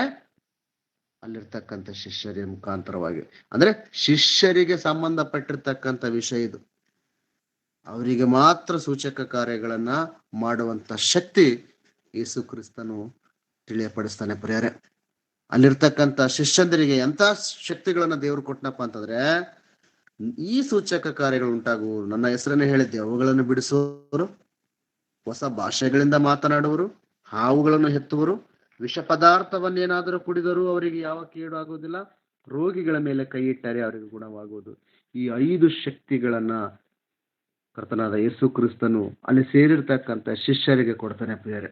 ಅಂದ್ರೆ ಈ ಒಂದು ಸಂಗತಿ ಯಾರಿಗೆ ಸಂಬಂಧಪಟ್ಟಿದ್ದು ಅನ್ನುವಂಥದ್ದನ್ನು ನಾವು ನೋಡಿದಾಗ, ಅದು ಕೇವಲ ಅಲ್ಲಿರ್ತಕ್ಕಂಥ 11 ಮಂದಿ ಶಿಷ್ಯರಿಗೆ ಕರ್ತನಾದ ಯೇಸು ಕ್ರಿಸ್ತನು ತಿಳಿಯಪಡಿಸಿದ ಸಂಗತಿ ಮತ್ತು ಅವರಿಗೆ ಕೊಟ್ಟಿರ್ತಕ್ಕಂಥ ಸೂಚಕ ಕಾರ್ಯದ ಶಕ್ತಿ ಪ್ರಿಯರೇ. ಆದ್ರೆ ಇದನ್ನು ಅರ್ಥ ಮಾಡಿಕೊಳ್ಳದ ಅನೇಕ ಕ್ರೈಸ್ತರು ಇದು ಎಲ್ಲರಿಗೂ ಕೂಡ ಸಂಬಂಧಪಟ್ಟಿದ್ದು ಅಂತ ಹೇಳ್ತಾ ಅವರು ಎಲ್ಲ ಕೆಲಸಗಳನ್ನ ಮಾಡ್ತಾರೆ ಪ್ರಿಯರೇ. ಆದ್ರೆ ಒಂದೇ ಮಾಡಂಗಿಲ್ಲ, ವಿಷ ಪದಾರ್ಥ ಮಾತ್ರ ಯಾವ ಸೇವಕನು ಕುಡಿಯಲ್ಲ ಪ್ರಿಯರೇ. ನಾವು ದೆವ್ವಗಳನ್ನು ಬಿಡಿಸ್ತೀವಿ ಅನ್ನುವಂತ ಸೇವಕರನ್ನು ನಾವು ನೋಡ್ತೀವಿ. ನಾವು ರೋಗಿಗಳ ಮೇಲೆ ಕೈಗಿಟ್ಟರೆ ಅವರಿಗೆ ವಾಸಿ ಆಗುತ್ತೆ, ಅವರಿಗೆ ಮಕ್ಕಳಾಗುತ್ತೆ, ಅವರಿಗೆ ಕುಟುಂಬದಲ್ಲಿರ್ತಕ್ಕಂಥ ಸಮಸ್ಯೆಗಳು ನಿವಾರಣೆ ಆಗುತ್ತೆ, ಅವ್ರಿಗೆ ಉದ್ಯೋಗ ಸಿಗುತ್ತೆ, ಅವರಿಗೆ ವರ ಅಥವಾ ವಧು ಸಿಗುತ್ತೆ ಅನ್ನುವಂಥ ಸೇವಕರನ್ನ ನೋಡ್ತಾ ಇಲ್ವಾ ಪ್ರಿಯರೇ? ಇವತ್ತು ಸಮಾಜದಲ್ಲಿ ನೋಡ್ತೀವಿ ಪ್ರಿಯರೇ. ದೆವ್ವಗಳನ್ನ ಬಿಡಿಸ್ತೀವಿ ಅಂತಕ್ಕಂಥ ಸೇವಕರನ್ನು ನೋಡ್ತೀವಿ, ಹೊಸ ಭಾಷೆಯಿಂದ ಮಾತನಾಡ್ತಕ್ಕಂಥ ಸೇವಕರನ್ನು ನೋಡ್ತೀವಿ, ನಾವು ರೋಗಿಗಳ ಮೇಲೆ ಕೈ ಇಟ್ಟು ಪ್ರಾರ್ಥನೆ ಮಾಡ್ತಕ್ಕಂಥ ಒಂದು ಸೇವಕರನ್ನ ನಾವು ನೋಡ್ತೀವಿ. ವಿಷ ಏನಪ್ಪಾ ಅಂತಂದ್ರೆ ಹಾವುಗಳನ್ನ ಇಟ್ಕೊಂಡು ನೋಡಿ ನನಗಿಂತ ಶಕ್ತಿ ಇದೆ ಅಂತಕ್ಕಂಥ ತೋರಿಸ್ತಕ್ಕಂಥ ಸೇವಕರನ್ನ ನೋಡ್ತೀವಿ. ಆದ್ರೆ ಯಾವ ಪಾಸ್ಟ್ರು ಕೂಡ, ಯಾವ ಭಕ್ತನು ಕೂಡ, ನೋಡ್ರಿ ನನಗೆ ಇಲ್ಲಿ ವಿಷ ಇದೆ, ನೀವು ಕೊಡಿ, ಎಂತ ವಿಷ ಆದ್ರೂ ಕೊಡಿ, ನಾನು ಕುಡಿತೀನಿ, ನಾನು ಕುಡಿದಾಗ ನನಗೆ ಏನಾಗಲ್ಲ ಅನ್ನುವಂತ ಸೇವಕರನ್ನ ನೋಡ್ತೀರಿ ನೀವು ಯಾರಾದ್ರೂ? ಇಲ್ಲ ಪ್ರಿಯರು. ಯಾಕೆ ಅಂತಂದ್ರೆ ಆ ಶಕ್ತಿ ಯಾರಿಗಿಲ್ಲ ಪ್ರಿಯರು, ಯಾರಿಗಿಲ್ಲ ಪ್ರಿಯರು. ಇರತಕ್ಕಂಥ ಶಕ್ತಿ ಕೇವಲ ಶಿಷ್ಯರಿಗೆ ಮಾತ್ರ ಯೇಸು ಕ್ರಿಸ್ತನು ಕೊಟ್ಟಿರುವಂತದ್ದು. ಆದುದರಿಂದ ಪ್ರಿಯರೇ, ಕ್ರೈಸ್ತರಾಗಿರ್ತಕ್ಕಂಥ ನಾವುಗಳು ದೇವರ ವಾಕ್ಯವನ್ನ ಯಾವ ರೀತಿ ಗಮನಿಸಬೇಕು, ಯಾವ ರೀತಿ ಪರಿಶೀಲಿಸಬೇಕು ಅಂತಕ್ಕಂಥದ್ದನ್ನ ಇಲ್ಲಿವರೆಗೂ ಕೂಡ ಅನೇಕ ವಿಷಯಗಳನ್ನ ನಾನು ವಾಕ್ಯದ ಮುಖಾಂತರವಾಗಿ ಹೇಳಿದೆ ಪ್ರಿಯರೇ. ಅದರ ಜೊತೆಗೆ ಒಂದು ಉದಾಹರಣೆ, ನಾವು ಯಾವ ರೀತಿ ವಾಕ್ಯವನ್ನ ಸರಿಯಾಗಿ ಅರ್ಥ ಮಾಡಿಕೊಳ್ಳದೆ ಹೋದರೆ, ಚಪಲ ಚಿತ್ತರಾಗಿ ಅರ್ಥ ಮಾಡ್ಕೊಂಡ್ರೆ ಅಥವಾ ವಿದ್ಯಾಹೀನರು ಅರ್ಥ ಮಾಡಿಕೊಳ್ಳುವಂತ ಸಂಗತಿ ಯಾವ ರೀತಿ ಇರುತ್ತೆ ಅಂತಕ್ಕಂಥದ್ದನ್ನ ಈ ಒಂದು ದೃಷ್ಟಾಂತದ ಮುಖಾಂತರವಾಗಿ, ಈ ಒಂದು ಉದಾಹರಣೆಯ ಮುಖಾಂತರವಾಗಿ ನಿಮ್ಗೆ ಹೇಳ್ತೇನೆ ಪ್ರಿಯರೇ.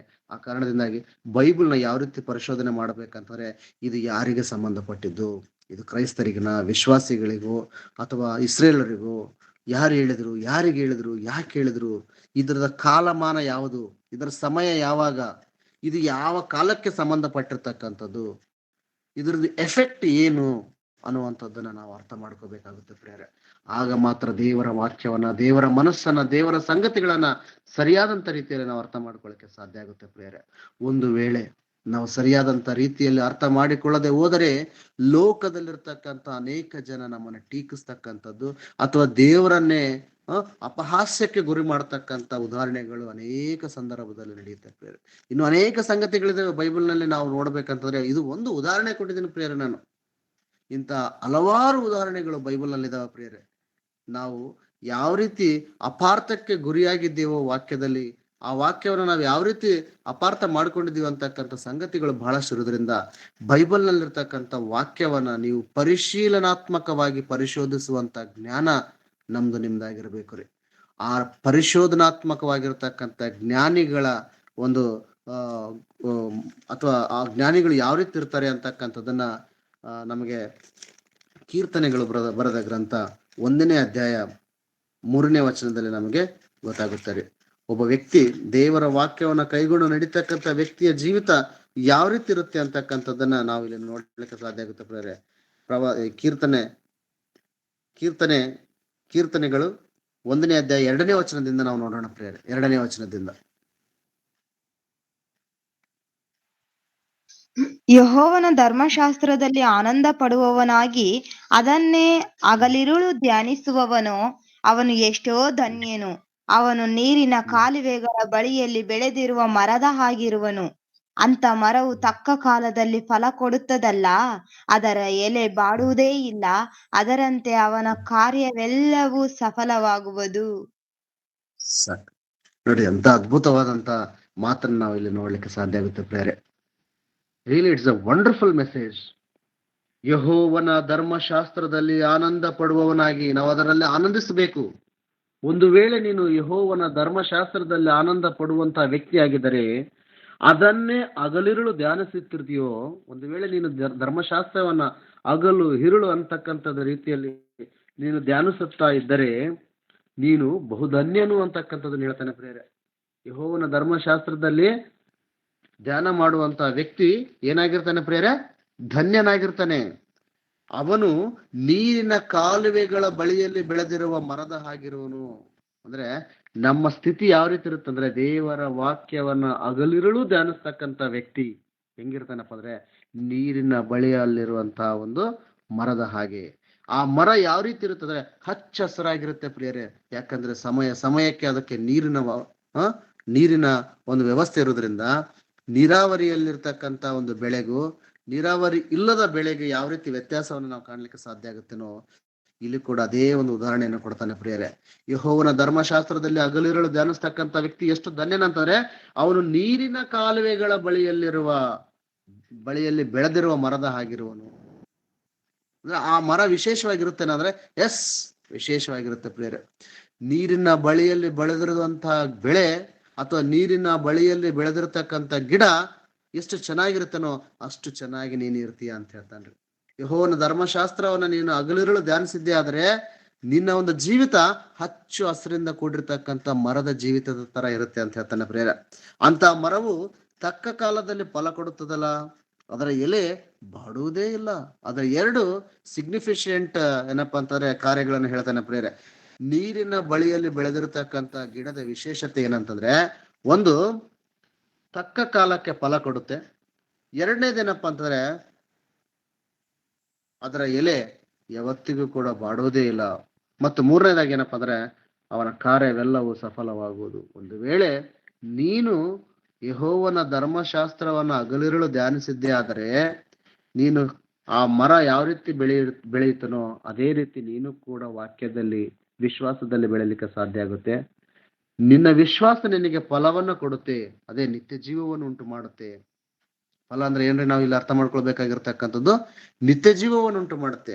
ನಿನ್ನ ವಿಶ್ವಾಸವು, ನಿನ್ನ ನಂಬಿಕೆಯು, ನಿನ್ನ ನಿರೀಕ್ಷಣೆ ನಿನಗೆ ಏನ್ ಕೊಡುತ್ತೆ ಅಂದ್ರೆ ಫಲ ಕೊಡುತ್ತೆ. ಆ ಫಲ ಯಾವುದಪ್ಪ ಅಂತಾರೆ, ನಿತ್ಯ ಜೀವವನ್ನು ಕೊಡುವಂಥದ್ದು. ಅವನ ಕಾರ್ಯವೆಲ್ಲವೂ ಸಫಲವಾಗುವುದು. ನಿನ್ನ ಕಾರ್ಯ, ನೀನು ಹೋಗ್ತಕ್ಕಂಥ ಗಮ್ಯ ಸ್ಥಾನವನ್ನ ನೀನು ಮುಟ್ಲಿಕ್ಕೆ ಸಾಧ್ಯ ಆಗುತ್ತೆ ಪ್ರಿಯರೇ. ಇದೇ ಯೆಹೋವನ ಧರ್ಮಶಾಸ್ತ್ರವನ್ನ ಹಗಲಿರುಳು ಧ್ಯಾನಿಸಿದ್ದೆ ಆದರೆ ಯಾವ ರೀತಿ ಆ ಮರವು ತಕ್ಕ ಸಮಯದಲ್ಲಿ ಫಲ ಕೊಡುತ್ತದೆಯೋ, ಅದರ ಎಲೆ ಬಾಡುವುದೇ ಇಲ್ಲದೆ ಇರುತ್ತದೋ, ಆ ರೀತಿ ನಾವು ಕೂಡ ನಮ್ಮ ವಿಶ್ವಾಸ ಜೀವಿತದಲ್ಲಿ, ನಮ್ಮ ಭಕ್ತಿ ಜೀವಿತದಲ್ಲಿ ದೇವರ ಜ್ಞಾನವನ್ನ ಹಗಲಿರುಳು ಧ್ಯಾನಿಸಿದ್ದೇ ಆದರೆ ಖಂಡಿತವಾಗಲೂ ಕೂಡ ನಾವು ತಕ್ಕ ಸಮಯದಲ್ಲಿ ಅದರ ಪ್ರತಿಫಲವನ್ನ ಹೊಂದುವಂತವರಲ್ಲಿ ನಾವೇ ಮುಂದಿರ್ತೀವಿ ಪ್ರಿಯರೇ. ಆದುದರಿಂದ ನನ್ನ ಕ್ರೈಸ್ತ ಸಹೋದರ ಸಹೋದರಿಯರೇ, ದಯವಿಟ್ಟು ಇವತ್ತು ಹೇಳಿರ್ತಕ್ಕಂಥ ಮಾತುಗಳನ್ನ ಬಹು ಜಾಗೃತಿಯಿಂದ ನೀವು ವಿಚಾರಣೆ ಮಾಡ್ರಿ ಪ್ರಿಯರೇ. ವಿಚಾರಿಸಿ, ಪರಿಶೀಲಿಸಿ, ಪರಿಶೋಧನಾತ್ಮಕವಾಗಿರ್ತಕ್ಕಂಥ ಜ್ಞಾನದಿಂದ ನೀವು ಕಂಡುಕೊಳ್ಳಿ. ಯಾಕಂತಾರೆ ಯಾರು ಏನ್ ಹೇಳಿದರೆ ಅದು ಫೈನಲ್ ಅಲ್ಲ ಪ್ರಿಯರೇ. ಇವತ್ತು ನಾನು ಹೇಳಿದ್ದೀನಿ ಅಂತಂದ್ರೆ ಇದು ಫೈನಲ್ ಅಲ್ಲ. ನಾನು ತಪ್ಪು ಹೇಳಿರ್ಬೋದು, ನಾನು ಅಪಾರ್ಥ ಮಾಡ್ಕೊಂಡಿರ್ಬೋದು. ಯಾರು ಕೂಡ ಫೈನಲ್ ಅಲ್ಲ ಪ್ರಿಯರೇ. ಜಡ್ಜ್ ಮಾಡಬೇಡಿ ಇವರೇ ಫೈನಲ್ ಅಂತೇಳಿ. ಅದು ತಪ್ಪಿದ್ರೆ ತಪ್ಪಂತಾನೆ ಒಪ್ಕೊಳ್ಬೇಕು ನಾವು ಅಷ್ಟೇ. ಅವ್ರು ಹೇಳುವಂತವ್ರು ಒಪ್ಕೊಳ್ತಾರೋ ಇಲ್ಲ ಗೊತ್ತಿಲ್ಲ, ಆದ್ರೆ ನಾವು ಅರ್ಥ ಮಾಡ್ಕೊಂಡಿರ್ತಕ್ಕಂಥವ್ರು ವಿಚಾರಣೆ ಮಾಡಬೇಕು ಪ್ರಿಯರೇ. ನಾವು ಪರಿಶೋಧಿಸ್ಬೇಕು. ನಾವು ಪರಿಶೀಲನೆ ಮಾಡಿದಾಗ ಮಾತ್ರ ನಮ್ಗೆ ಗೊತ್ತಾಗುತ್ತೆ ಪ್ರಿಯರೇ.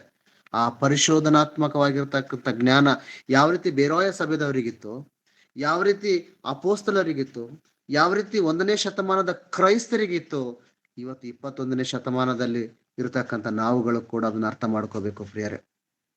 ಆದುದರಿಂದ ನನ್ನ ಕ್ರೈಸ್ತ ಸಹೋದರ ಸಹೋದರಿಯರೇ, ಎಲ್ಲರೂ ಹೇಳ್ತಾರೆ ಎಲ್ಲರದು ಕರೆಕ್ಟ್ ಇರುತ್ತೆ ಅಂತಕ್ಕಂಥ ಜ್ಞಾನಕ್ಕೆ ಅಥವಾ ವಿವೇಚನೆಗೆ ನೀವು ಬರಬೇಡಿ ಪ್ರಿಯರೇ. ಯಾಕಂತಾರೆ ಅಲ್ಲೇ ಕ್ರೈಸ್ತರಾಗಿರ್ತಕ್ಕಂಥ ನಾವುಗಳು ತಪ್ಪಿ ಹೋಗುವಂಥದ್ದು ಪ್ರಿಯರೇ. ನನ್ನ ಪ್ರೀತಿಯ ಎಚ್ಚರಿಕೆ ನಿಮ್ಮೆಲ್ಲರಿಗೂ ಕೊಡ್ತಕ್ಕಂಥದ್ದು ಏನಂತಂದ್ರೆ ಬೈಬಲ್ ಮಹಾಗ್ರಂಥ ಪ್ರಿಯರೇ. ಇದನ್ನು ಯಾರು ಕೂಡ ಅಪಾರ್ಥ ಮಾಡಿಕೊಳ್ಳುವಂತ ಸಂಗತಿಗಳನ್ನ ಪಡುವಂಥದ್ದು ಬೇಡ.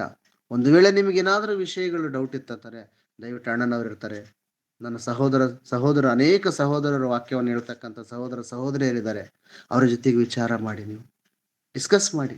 ಬ್ರದರ್, ನನಗೆ ಈ ತರ ಅನಿಸ್ತದೆ, ಇದೇನಿದು? ಖಂಡಿತವಾಗಲು ಕೂಡ ಅಂತ ಜ್ಞಾನ, ಅಂತ ವಿವೇಚನೆ, ಅಂತ ಪರಿಸ್ಥಿತಿಗಳು ಇವತ್ತು ನಮಗೆ ಬೇಕಾಗಿರೋದ್ರಿಂದ ನಾವೆಲ್ಲರೂ ಕೂಡ ಸರಿಯಾದಂತ ರೀತಿಯಲ್ಲಿ ವಾಕ್ಯವನ್ನ ಓದುವಂಥದ್ದನ್ನ ನಾವು ಅರ್ಥ ಮಾಡ್ಕೊಳ್ಬೇಕಾಗಿರ್ತಕ್ಕಂಥದ್ದಿದೆ ಪ್ರೇರೆ. ವಕ್ರೀಕೃತವಾಗಿರ್ತಕ್ಕಂಥ ಜ್ಞಾನದಿಂದ ನಮಗೆ ನಾಶನ ಉಂಟಾಗುತ್ತೆ ಪ್ರೇರೆ. ಎಚ್ಚರಿಕೆ. ಬಣ್ಣ ಬಣ್ಣದ ಮಾತುಗಳಿಂದ ಅಂದ್ರೆ ಅನೇಕ ರೀತಿಯ ಒಂಥರ ವರ್ಣನಾತ್ಮಕವಾಗಿರ್ತಕ್ಕಂಥ ಮಾತುಗಳಿಗೆ ನಾವು ಮೋಸ ಹೋಗದೆ ಇರ್ತಕ್ಕಂಥ ವಾಸ್ತವಿಕ ಸಂಗತಿಗಳು ಸತ್ಯವೋ ಸುಳ್ಳು ಅಂತಕ್ಕಂಥ ಆಲೋಚನೆಯನ್ನ ನಾವೆಲ್ಲರೂ ಕೂಡ ಮಾಡ್ಬೇಕಾಗಿರ್ತಕ್ಕಂಥದ್ದು ನಮಗೆ ಬೇಕಾಗಿರ್ತಕ್ಕಂಥದ್ದಾಗಿದೆ ಪ್ರೇರೆ. ಆದುದರಿಂದ ನನ್ನ ಸಹೋದರ ಸಹೋದರಿಯರೇ, ನೀವೆಲ್ಲರೂ ಕೂಡ ವಾಕ್ಯವನ್ನ ನಮ್ರತೆಯಿಂದ, ದೀರ್ಘ ಮನಸ್ಸಿನಿಂದ ನಾವೆಲ್ಲರೂ ಕೂಡ ಅಂಗೀಕರಿಸಿಕೊಂಡು ದೇವರ ವಾಕ್ಯಕ್ಕೆ ವಿಧೇಯರಾಗಿದ್ದುಕೊಂಡು ಭಯ ಭಕ್ತಿ ಜೀವಿತದಲ್ಲಿ ನಾವೆಲ್ಲರೂ ಕೂಡ ನಡೀತಾ ಇನ್ನೊಂದು ನಾನು ಎಚ್ಚರಿಕೆಯನ್ನು ಕೊಡ್ತಾ ಇದ್ದೇನೆ ಪ್ರಿಯರೇ. ಪರಿಶೀಲನೆ ಮಾಡ್ಬೇಕಾಗಿದೆ, ಪರಿಶೋಧನಾತ್ಮಕ ಜ್ಞಾನ ನಮಗೆ ಬೇಕಾಗಿದೆ. ಅದನ್ನು ತಿಳ್ಕೊಂಡ ನಂತರ ನಾವು ಸಂಘಗಳಲ್ಲಿ, ನಾವು ಚರ್ಚ್ಗಳಲ್ಲಿ ಹೋಗಿ ಇದು ತಪ್ಪು ಅದು ತಪ್ಪು ಅಂತೇಳಿ ಯಾರು ಕೂಡ ದಯವಿಟ್ಟು ನೀವು ಕೆಲವು ಸಭೆಯಲ್ಲಿ ಸಭಾಪಾಲಕರಿಗೆ ಹೇಳುವಂತ ಸಂಗತಿಗಳಿರ್ತವೆ, ಬೇಡ ಪ್ರಿಯರೇ. ಅಂತ ಕೆಲಸವನ್ನ ನೀವು ಮಾಡಬೇಡಿ. ಪ್ರೀತಿಯಿಂದ, ನಮ್ರತೆಯಿಂದ ನಾವು ಹೇಳ್ಬೇಕು ಹೊರತು ಇದು ತಪ್ಪು ಅಂತೇಳಿ ಡೈರೆಕ್ಟ್ ಆಗಿ ನಾವು ಹೇಳುವಂಥದ್ದು ಬೇಡ. ಯಾಕಂದ್ರೆ ಅಲ್ಲಿರ್ತಕ್ಕಂಥ ಸೇವಕರಾಗಿರ್ಬೋದು ಅಥವಾ ಹಿರಿಯರಾಗಿರ್ಬೋದು, ಅನೇಕ ವರ್ಷಗಳಿಂದ ನಮ್ಮನ್ನು ನಡೆಸ್ತಕ್ಕಂಥವ್ರಿಗೆ ನಾವು ಒಂದೇ ಸಲ ಹಾರ್ಡ್ ನಾವು ಮಾತಾಡಿದ್ರೆ ಅವರಿಗೆ ಬಹಳ ನೋವಾಗುತ್ತೆ ಪ್ರಿಯರೇ. ಆಮೇಲೆ ನಮ್ಮನ್ನ ಅವ್ರು ಯಾವತ್ತೂ ಕೂಡ ವಿಶ್ವಾಸಿಸಲ್ಲ ಪ್ರಿಯರೇ. ಯಾಕಂದ್ರೆ ಇದು ನಾವು ನಮಗಾಗಿರ್ತಕ್ಕಂಥ ಅನುಭವದ ಮೇಲೆ ಹೇಳ್ತೀವಿ ಪ್ರಿಯರೇ. ಯಾವ ವಿಷಯಗಳು ನಿಮಗೆ ತಪ್ಪನ್ಸುತ್ತನೋ ಅದನ್ನ ಪ್ರೀತಿಪೂರ್ವಕವಾಗಿ ನಿಧಾನಕ್ಕೆ ಅದನ್ನ ವಿಚಾರಿಸ್ಬೇಕು ಹೊರತು ಡೈರೆಕ್ಟ್ ಆಗಿ ಹೋಗಿ ಹೇಳುವಂಥದ್ದು ತಪ್ಪು ಪ್ರಿಯರೇ. ಇದನ್ನು ಅರ್ಥ ಮಾಡ್ಕೋಬೇಕು ನೀವು. ಆ ತರ ನಾವು ಡೈರೆಕ್ಟ್ ಆಗಿ ಹೋಗಿ ಹೇಳಿದಾಗ ಅವ್ರು ಯಾರು ಎಕ್ಸೆಪ್ಟ್ ಮಾಡಲ್ರಿ. ಅದ್ರ ಬದಲಾಗಿ ನಮ್ಮನ್ನ ರಿಜೆಕ್ಟ್ ಮಾಡ್ತಾರೆ. ಇನ್ನೇನೋ ದೊಡ್ಡ ಪಂಡಿತ, ಇನ್ನೇನು ದೊಡ್ಡ ಶಾಣೆ ಅಂತ ಹೇಳ್ಕೊಂಡೇನೆ ಅವ್ನು ಎಷ್ಟಿಡ್ಬೇಕು ಅಷ್ಟೇ ಇಡ್ಬೇಕು ಅನ್ನುವಂತ ಒಂದು ಸಂಗತಿಗಳು ಕೂಡ ಆಗ್ತವೆ ಪ್ರಿಯರ್. ಆದುದರಿಂದ ಜ್ಞಾನ ನಾವು ಹೇಳುವಂತ ಸಂದರ್ಭ ಬಂದಾಗ ಪ್ರೀತಿಪೂರ್ವಕವಾಗಿ ಇದು ಇದು ಅಂತಕ್ಕಂಥದನ್ನ ಹೇಳುವಂಥದ್ದನ್ನ ನಾವು ತಿಳ್ಕೊಬೇಕಾಗುತ್ತೆ ಪ್ರಿಯರೇ. ಆದುದರಿಂದ ನಿಮ್ಮೆಲ್ಲರಿಗೂ ಕೂಡ ನಾನು ಮನವಿ ಮಾಡ್ಕೊಳ್ತಾ ಈ ಬೈಬಲ್ನ ಯಾವ ರೀತಿ ಪರಿಶೋಧನೆ ಮಾಡಬೇಕು ಅಥವಾ ಯಾವ ರೀತಿ ಧ್ಯಾನಿಸ್ಬೇಕು ಅಂತಕ್ಕಂಥ ವಿಷಯವನ್ನ ಹೇಳಿದ್ದೀನಿ ಪ್ರಿಯರೇ. ಇದರಲ್ಲಿ ನಿಮ್ಗೆ ಏನಾದ್ರೂ ಡೌಟ್ ಇತ್ತು ಅಂತಂದ್ರೂ ಕೂಡ ಆಮೇಲೆ ನಾವು ಡಿಸ್ಕಸ್ ಮಾಡ್ಬೋದು. ಆದುದರಿಂದ ನನ್ನ ಈ ಒಂದು ವಾಕ್ಯದ ಭಾಗವನ್ನ ನಾನು ಇಲ್ಲಿಗೆ ಮುಗಿಸ್ಲಿಕ್ಕೆ ಇಷ್ಟಪಡ್ತಿದ್ದೇನೆ ಪ್ರಿಯರೇ. ಕಣ್ಮುಚ್ಚಿದ್ದೆ ಆದ್ರೆ ನಾವು ಪ್ರಾರ್ಥನೆ ಮಾಡ್ಕೊಳ್ಳೋಣ ಪ್ರಿಯರೇ. ಪರಲೋಕದಲ್ಲಿರುವ ನಮ್ಮ ತಂದೆಯಾದ ದೇವರೇ, ನಿನ್ನ ನಾಮಕ್ಕೆ ಸ್ತೋತ್ರ ತಂದೆ. ದೇವ, ಈ ಸಂದರ್ಭದಲ್ಲಿ ನನಗೆ ಕೊಟ್ಟಿರ್ತಕ್ಕಂಥ ಈ ಅಲ್ಪ ಸಮಯದಲ್ಲಿ ದೇವ, ನಿನ್ನ ಮನಸ್ಸನ್ನು, ನಿನ್ನ ಜ್ಞಾನವನ್ನ ನಿನ್ನ ಮಕ್ಕಳಿಗೆ ನಾನು ತಿಳಿಯಪಡಿಸಿದ್ದೇನೆ ದೇವ. ಬೈಬಲ್ ಎಂದರೇನು, ಅದನ್ನು ಯಾವ ರೀತಿ ಪರಿಶೀಲನೆ ಮಾಡಬೇಕು ಅಥವಾ ಯಾವ ರೀತಿ ಪರಿಶೋಧನೆ ಮಾಡಬೇಕು ಅಥವಾ ಯಾವ ರೀತಿ ಇದನ್ನ ಧ್ಯಾನಿಸ್ಬೇಕು ಅಂತಕ್ಕಂಥ ವಿಷಯವನ್ನ ನಿನ್ನ ಮಕ್ಕಳಿಗೆ ನಿನ್ನ ವಾಕ್ಯದ ಮುಖಾಂತರವಾಗಿ ತಿಳಿಯಪಡಿಸಿದ್ದೇನೆ ದೇವ. ಈ ವಾಕ್ಯವನ್ನು ಕೇಳಿರ್ತಕ್ಕಂಥ ಅನೇಕ ಸಹೋದರ ಸಹೋದರಿಯರನ್ನು ನೀವು ಆಶೀರ್ವದಿಸಿ ತಂದೆ. ಇನ್ನು ಹೆಚ್ಚಿನ ರೀತಿಯಲ್ಲಿ ದೇವ ನಿನ್ನ ಮಕ್ಕಳಿಗೆ ಜ್ಞಾನವನ್ನ ತಿಳಿಸುವಂತ ಶಕ್ತಿಯನ್ನು ನನಗೂ ಕೂಡ ಅನುಗ್ರಹಿಸಿಕೊಡುತ್ತಂದೆ ದೇವ. ಕೇಳಿರ್ತಕ್ಕಂಥ ವಾಕ್ಯವನ್ನ ಸರಿಯಾದಂತ ರೀತಿಯಲ್ಲಿ ಅರ್ಥ ಮಾಡಿಕೊಂಡು ಆ ವಾಕ್ಯದ ಪ್ರಕಾರ ನಡೆಯುವವರಂತಾಗುವಂತ ನಿನ್ನ ಕೃಪೆಯನ್ನು ನೀಡುತ್ತಂದೆ ದೇವ. ಈ ಸಭೆಯಲ್ಲಿ ಪಾಲ್ಗೊಂಡಿರ್ತಕ್ಕಂಥ ಅನೇಕ ಸಹೋದರ ಸಹೋದರಿಯರಿಗೋಸ್ಕರ ಪ್ರಾರ್ಥಿಸುತ್ತೇನೆ ದೇವ. ಅವರ ಕಷ್ಟಗಳು ನೀನು ಬಲ್ಲಾತನು, ಅವರ ವಿಚಾರಗಳನ್ನು ನೀನು ತಿಳಿದಾತನ ದೇವ. ಅವರೆಲ್ಲರಿಗೂ ಬೇಕಾಗಿರ್ತಕ್ಕಂಥ ಶಾಂತಿ, ಸಮಾಧಾನ ದೇವ, ವಿಶ್ವಾಸದ ಜೀವಿತಕ್ಕೆ ಬೇಕಾಗಿರ್ತಕ್ಕಂಥ ಶಕ್ತಿಯನ್ನು ನೀವು ಅನುಗ್ರಹಿಸಿ ಕೊಡುತ್ತಂದೆ. ಯಾವ ಸಹೋದರ ಸಹೋದರಿಗೆ ಅನಾರೋಗ್ಯವಿದೆ ಅವರೆಲ್ಲರನ್ನು ಕೂಡ ನೀವು ಮುಟ್ಟಿ ಸ್ಪರ್ಶಿಸಿದ್ದೇವೆ. ಅವರಿಗೆ ಆರೋಗ್ಯ, ಭಾಗ್ಯ, ಕ್ಷೇಮ, ಶಾಂತಿ, ಸಮಾಧಾನವನ್ನು ಅನುಗ್ರಹಿಸಿ ಕೊಡುತ್ತಂದೆ ದೇವ. ನಮ್ಮ ಬ್ರದರ್ಸ್ ಬೋಧನೆ ಮಾಡ್ತಕ್ಕಂಥ ಎಲ್ಲ ಬ್ರದರ್ಸ್ಗೋಸ್ಕರ ಪ್ರಾರ್ಥನೆ ಮಾಡ್ತೇನೆ ದೇವ. ಎಲ್ಲರನ್ನ ಆಶೀರ್ವದಿಸಿ ದೇವ. ಎಲ್ಲರೂ ಏಕ ಮನಸ್ಸಿನಿಂದ ದೇವ ಸುವಾರ್ತೆಯ ಭಾರವನ್ನು ನಮ್ಮ ಹೆಗಲ ಮೇಲೆ ಹಾಕೊಂಡು ದೇವ ಅನೇಕ ಜನರಿಗೆ ದೇವ ಸತ್ಯ ಸುವಾರ್ತೆಯನ್ನು ತಿಳಿಸ್ತಕ್ಕಂತ ಒಂದು ಭಾರವನ್ನು ನಮಗೆ ಕೊಟ್ಟಿದ್ದಕ್ಕಾಗಿ ನಿಮಗೆ ವಂದನೆಗಳು ದೇವ. ದೇವ ಈ ಸುವಾರ್ತೆಯನ್ನ ಎಲ್ಲರಿಗೂ ಕೂಡ ದೇವ ತಿಳಿಯದೇ ಇರತಕ್ಕಂತ ಅನೇಕ ಜನರಿಗೆ ತಿಳಿಯಪಡಿಸ್ತಕ್ಕಂತ ಒಂದು ಜ್ಞಾನವನ್ನ ನಮ್ಮೆಲ್ಲರಿಗೂ ಅನುಗ್ರಹಿಸಿಕೊಡ್ತಂದೆ. ನಮ್ಮ ಪ್ರಾರ್ಥನೆ ಕೇಳಿದಿರಿ, ನಿಮಗೆ ವಂದನೆಗಳು. ಯೇಸು ಹೆಸರಿನಲ್ಲಿ ಪ್ರಾರ್ಥನೆ ನಿಮಗೆ ಸಮರ್ಪಿಸುತ್ತೇನೆ ತಂದೆಯೇ, ಆಮೇಲೆ ಅಂತ ತಂದೆಯಾದ ದೇವರ ಕೃಪೆಯು, ಕರ್ತನಾದ ಯೇಸು ಕ್ರಿಸ್ತನ ಪ್ರೀತಿಯು, ಪವಿತ್ರಾತ್ಮನ ಅನ್ಯೋನ್ಯತೆಯ ಸಹವಾಸವು ಇಲ್ಲಿ ಸೇರಿರತಕ್ಕಂತ ಪ್ರತಿಯೊಬ್ಬ ಸಹೋದರ ಸಹೋದರರ ಮೇಲೆ ನೀವು ನೀಡಿ ತಂದೆ. ನಮ್ಮ ಪ್ರಾರ್ಥನೆಯನ್ನ ಕೇಳಿರ್ತಕ್ಕಂಥ ನಿಮ್ಮೆಲ್ಲರಿಗೂ, ನಮ್ಮ ಪ್ರಾರ್ಥನೆಯನ್ನ ಕೇಳಿರ್ತಕ್ಕಂಥ ನಿಮಗೆ ಧನ್ಯವಾದಗಳನ್ನು ತಿಳಿಸುತ್ತಾ ಈ ಪ್ರಾರ್ಥನೆಯನ್ನ ಮುಗಿಸುತ್ತೇನೆ ತಂದೆ. ಆಮೇಲೆ ಆಮೇನ್.